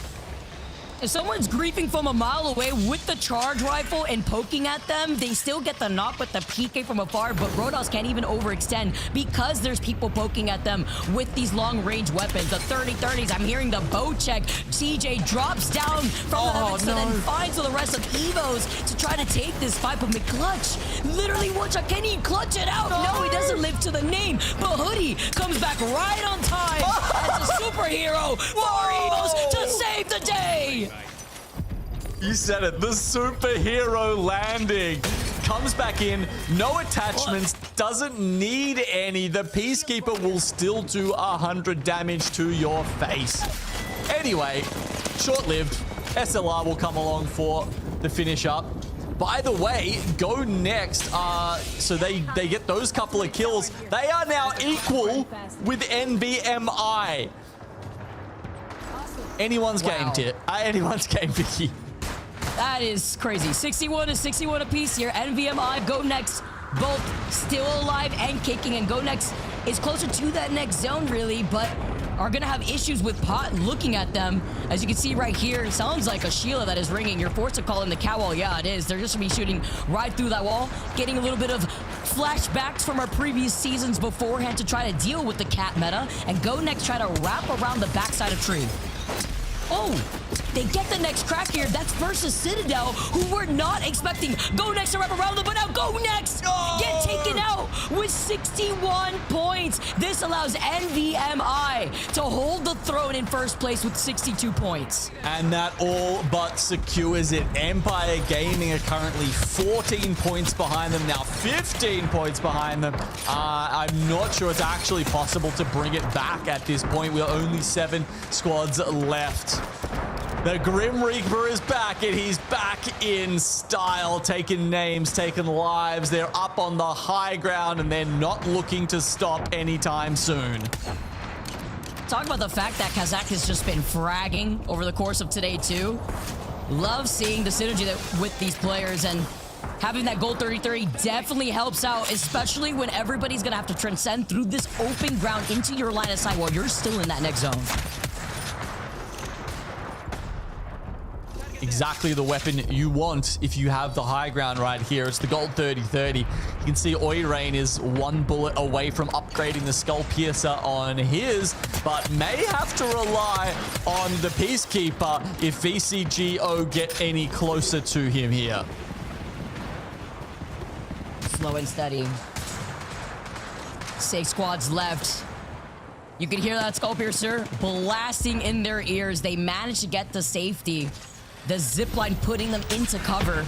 Pot looking to their right side before trying to wrap around because they know VCGO are right alongside them. Citadel holding that middle console, but it's NVMI that is looking at everybody else as the Sheila tries to isolate this fight, and a beautiful timing on that bubble helps them out right behind the Newcastle barrier, and they're just going to extend it on one another. All 3 of these teams collapsing inside of one Gibby Dome.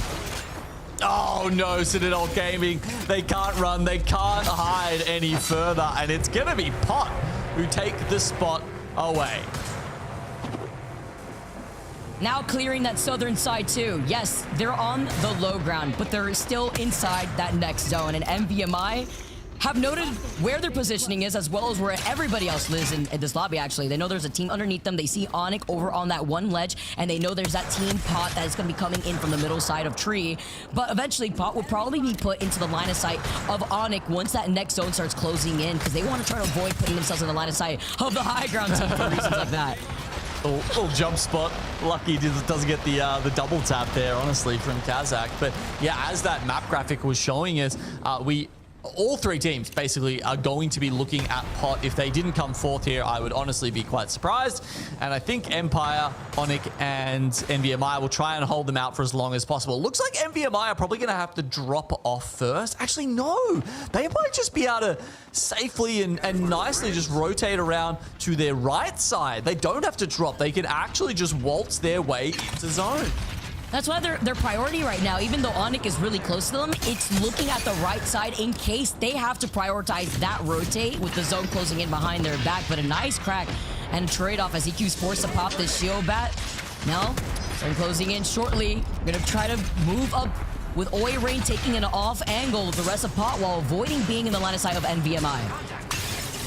Pot looking to overtake Empire Gaming. Empire Gaming looking to overtake GoNext. A couple of these teams have a chance to put themselves even further up in the standings. Even just a couple of points for ONIC would also help them out immensely. So an opportunity for each of the 4 teams left alive to alter their fortunes. It's a big castle forward from Oirain, and he's got the backup from Prestis with Sheila. I was wondering, was he trying to bait them out before looking back? Maybe a mess up there in the angling on that Newcastle wall, leaving only Prestis alive, but there's some time on his side as the zone closes in. He's looking to get this res. Can he get the reset fully with a nade landing at his feet? No, he can't. Oirain goes out next. Beautifully placed grenade here, but Prestis has to be careful on not being in the line of sight of the team up on high ground still, while trying to proceed to prevent ONIC from holding forward. When are NVMI going to make their move around to the lower ground? These shots coming out from Preston. Somehow he stayed alive through all the grenades. And there you go. Pot do go down in fourth. But now is the time. Multiple stingers available to Kazakh. Can they convert from this high ground? They are going to lob it all straight down on top of Empire Gaming. You still gotta look at these two other teams though. ONIC now facing off against Empire. It's just a walk in the park for NVMI to steal what is left in front of them, but they still have to get through these rampart barriers first. Okay, Empire taking a lot of damage there, and it's a shellacking. NVMI Gaming will win our series with the last game. It kind of felt a little bit like match point there, honestly. A good conversion from our EMEA team. Yeah, NVMI, they had won, I believe it was game number 2, now ending it with another dub on the board. Very consistent team, and also highlighting how they understand where these zones are going to be pulling and trying to pinpoint where they want to situate themselves best.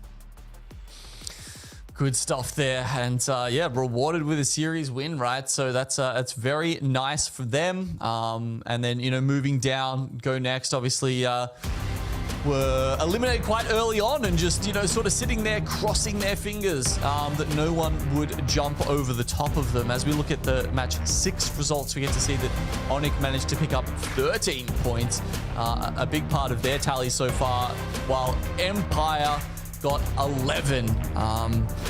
Is that enough, Tiff? This is the question. How many spots were they able to move up the leaderboard with these last-ditch efforts?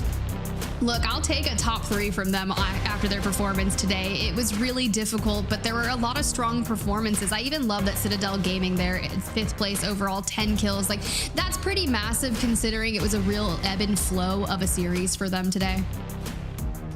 Yeah, and honestly too, looking at just consistency around not only the weapon meta, but having to traverse through E-District and World's Edge, you could really tell where some teams feel a lot more comfortable on one map versus the other, despite World's Edge being around since the beginning. And NVMI had that consistency on both maps. That's why we got to see the win on both maps, and getting 80 total points for the day when you were very closely tied with GoNext also highlights what an elevation they pushed themselves for that last game, not only taking the dub, but with the KP that they did.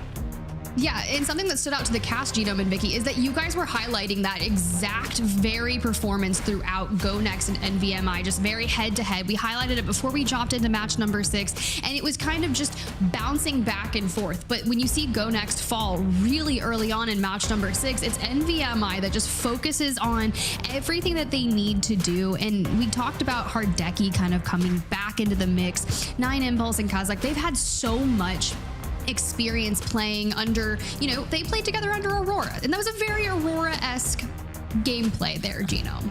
Yeah, no, I think you're right. These guys definitely have a lot of experience together, and it showed today with 80 points. Oh man, that's a lot. You know, look at that, 5, maybe even 6k in terms of damage differential as well is pretty big. And when you think about that last game, you see how that happens, right? They're up there, the Sheila walls are taking all the damage. They're not taking the damage. They are the ones dishing it out. And now we get to look at EMEA overall. Every team has now played 2 days, and we get an even sort of, you know, standings, even look at how everyone lands after that. It's actually GoNext on top, beating our Alliance, our Johnny-come-latelys yesterday, who managed to pick up the 25 points and put themselves at 40 overall. This is close, and this is what I love to see. 42 for GoNext, 40 for Alliance, NVMI 39 Cats. You know, they won a match day as well, and of course, I think they were 10th overall in the series today. So to just be hanging in there, that just goes to show you that even after finishing one round robin that we've had for split 2 thus far, and everyone's kind of on an equal playing field, is that this is going to be a long split, Vicky.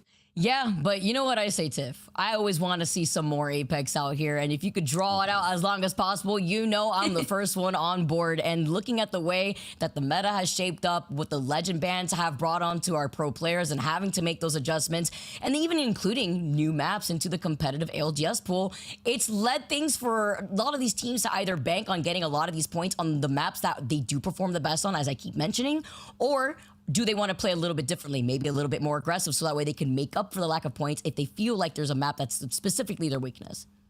Yeah, and I think that's really stellar. And I'd love to hear Genome's thoughts on this, because as we dive more into the legend bans kind of at the start of things for the split here, is that something that NVMI did is that they elected to use Sparrow from the very beginning. Kazakh kind of locked it in and kept that. And since that never got banned, I feel like he was able to keep on adjusting. So we look at that and see how that pans out for him. Second place overall on the kill leaderboard here for Sony in zone, and 9 impulse from NVMI barely edges them out there with just one more kill.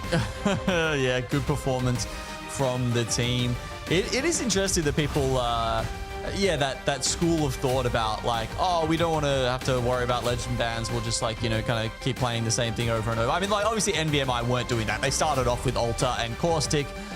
Those change, but it is certainly is nice if you're that one player who gets to remain on something for the entire series. And in some regions, in some series, we have seen Sparrow banned out, usually around game 5.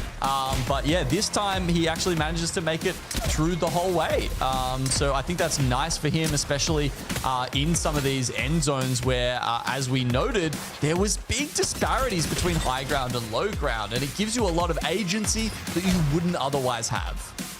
Yeah, I completely agree. But as we look back on the Sony in-zone kill leader package here with 9 impulse and Kazakh, it was kind of a journey between both of them, which it's really interesting when you're fighting with your own teammate to make sure that you're at the top of the fragging leaderboard. And it was kind of bouncing back and forth, and it actually came down to the very last fight in game number 6, where 9 impulse was able to just get that one more kill over Kazakh. You can see it's relatively consistent throughout the first 4 matches. Maybe let Kazakh go there in match number 5 to try and regain on it, but in match number 6, 6 kills on the game. It's a stellar performance.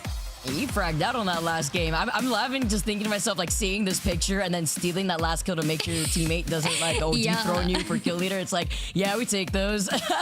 Finding that stride though at the very end when they needed it the most is always nice to see from 9 impulse.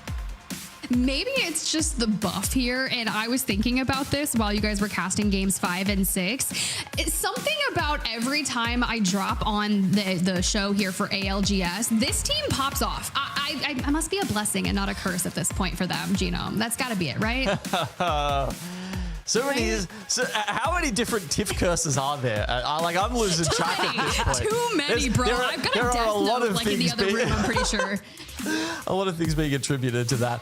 Look, I'm going to give Kazakh some of the credit. I think he deserves it after putting out almost 9k damage and 15 kills in the series. I think he's done very well there. And I mean, even having the stingers in your back pocket the whole time.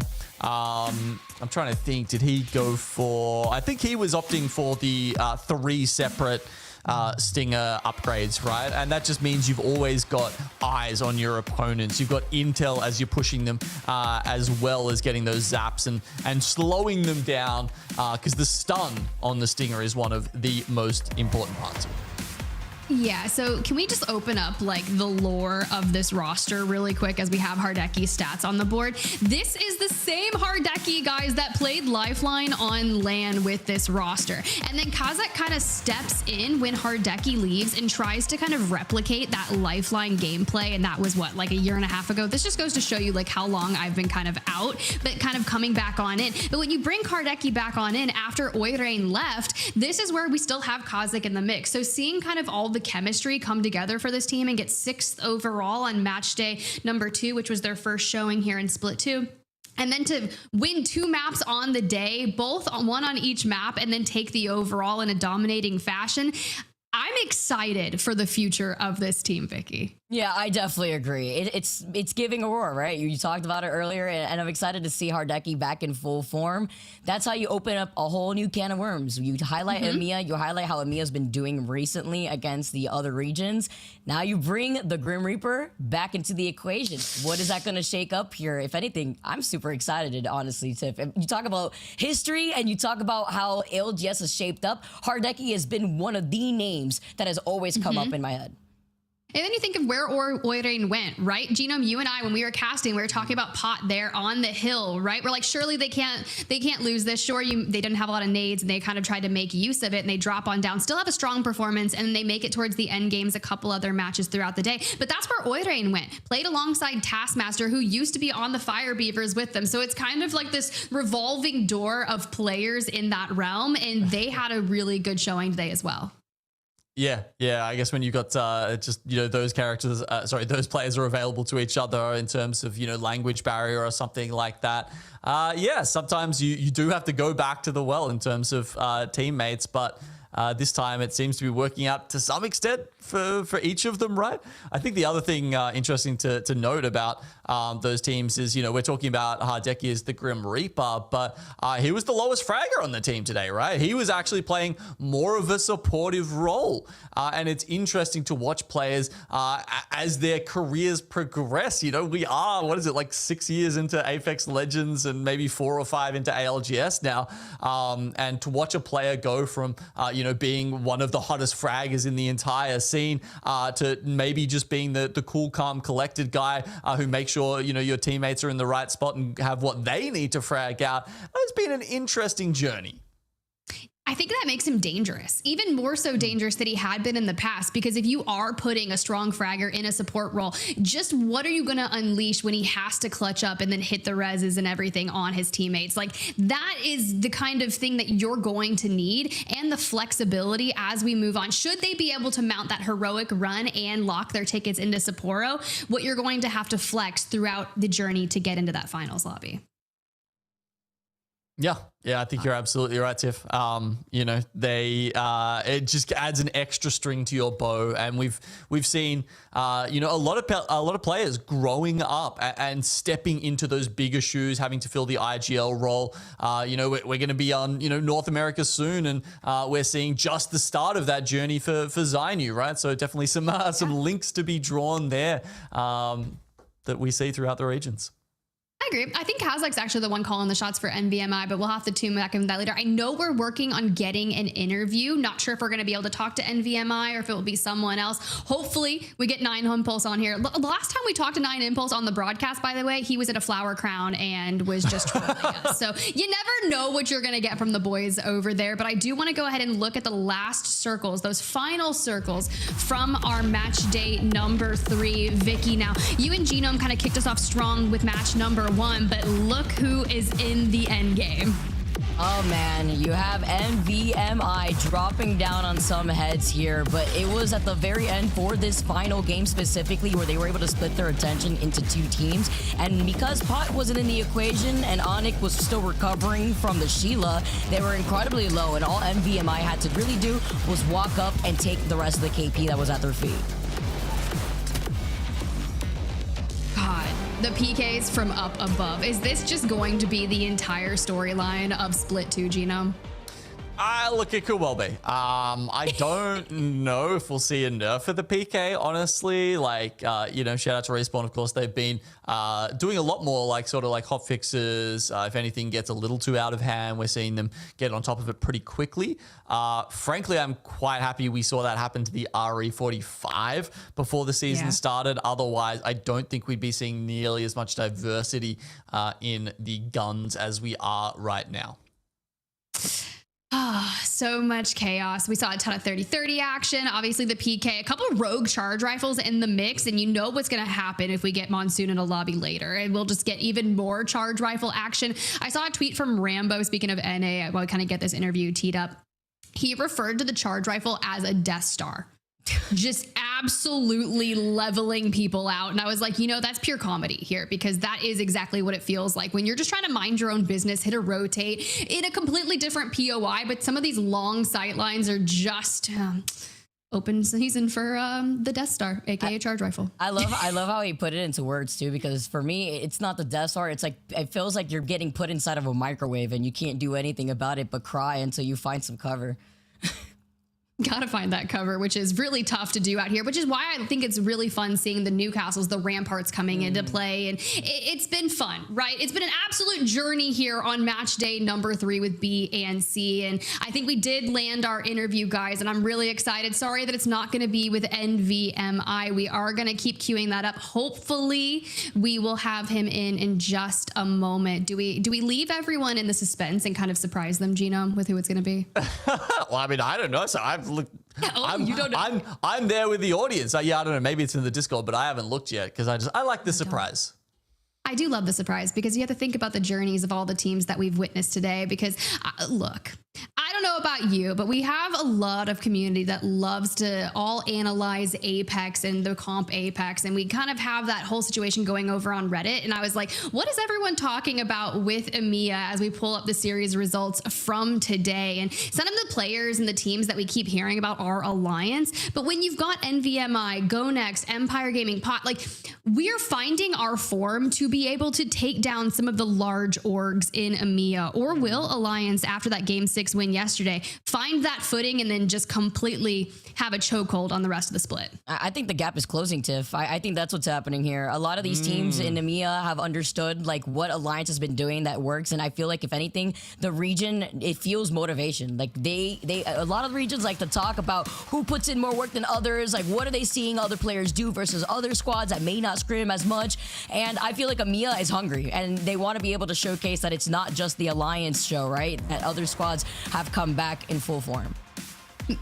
Let me just tell you, Vicky, maybe that is exactly what our tagline for this region needs to be. EMEA is hungry, and they are ready to prove themselves as we journey our way towards Sapporo and the remainder of the split. I do want to apologize to you at home, and maybe this is the surprise, but it's not what I originally had intended. There actually will be no interview. We did not get one set up for a player. Maybe they just didn't want to come talk to us. That's so rude. My first day back on Split 2, and no one wants to pop on and have a communication with me. I was just trying to ask them how their day was, but regardless, thank you so much to our players for competing here today and putting on an absolute show, not only for us here in the booth, but for those of you at home in production behind the scenes. So I turn my sights to you, Vicky, Genome. You guys absolutely crushed it today. Wonderful sharing the space with you, but I've got to hear your final thoughts before we head on over to North America later on, Vicky. I'm so happy you're back, Tiff. It's so happy to be back on the mic with you alongside with Genome. We're back with another split. And if anything, this is shaped up to highlight the problematic weapons of the current weapon meta, but also the flexibility of a lot of these players that we keep highlighting, which I think is very difficult to do when it comes to consistency. And again, Battle Royale, where there's RNG elements that you need to minimize. Definitely. Now sum it up, Genome. Final thoughts from you as well as we kind of keep on with our theme. Look, I like the gap is closing because I feel like that is actually true across multiple regions right now. It does feel like there are a lot of, a fresh new wave of Apex talent that is coming up and challenging some of the status quo, some of the top dogs who have been there for quite some time now. And it's really cool to see those guys coming through. That said, the fact that NVMI got on top, I guess, says we've also got some old heads in the mix that, maybe weren't on the top of the pile, but have returned to the top of the pile after quite a bit of a break of being, in that conversation. No, I actually love that because when you start to think about it, I love when you can really kind of bring it back to the old guard versus the new guard. But what if the new guard is made up of the old heads, like you said, that are just finding their new trio to take down all the titans in the scene? But thank you guys so much. Go get some rest. I'll see you guys for North America later on when you guys absolutely slay it on the mic. But let's get real, chat. Those of you at home, let's go ahead and end it on out. EMEA match day number 3, B and C may be closed, but we do still have to jump back on over to the Americas, which will be Groups B and C yet again, happening in just under 2 hours, 6 p.m. Eastern, 3 p.m. PT, 11 p.m. BST. So wherever you are in the world, please make sure that you go grab some drinks, grab a snack, and come back and see us because we're going to have plenty of more action here. So from Vicky, Gino, myself, all of the production team behind Apex Legends Global Series, we'll see you guys on the next one.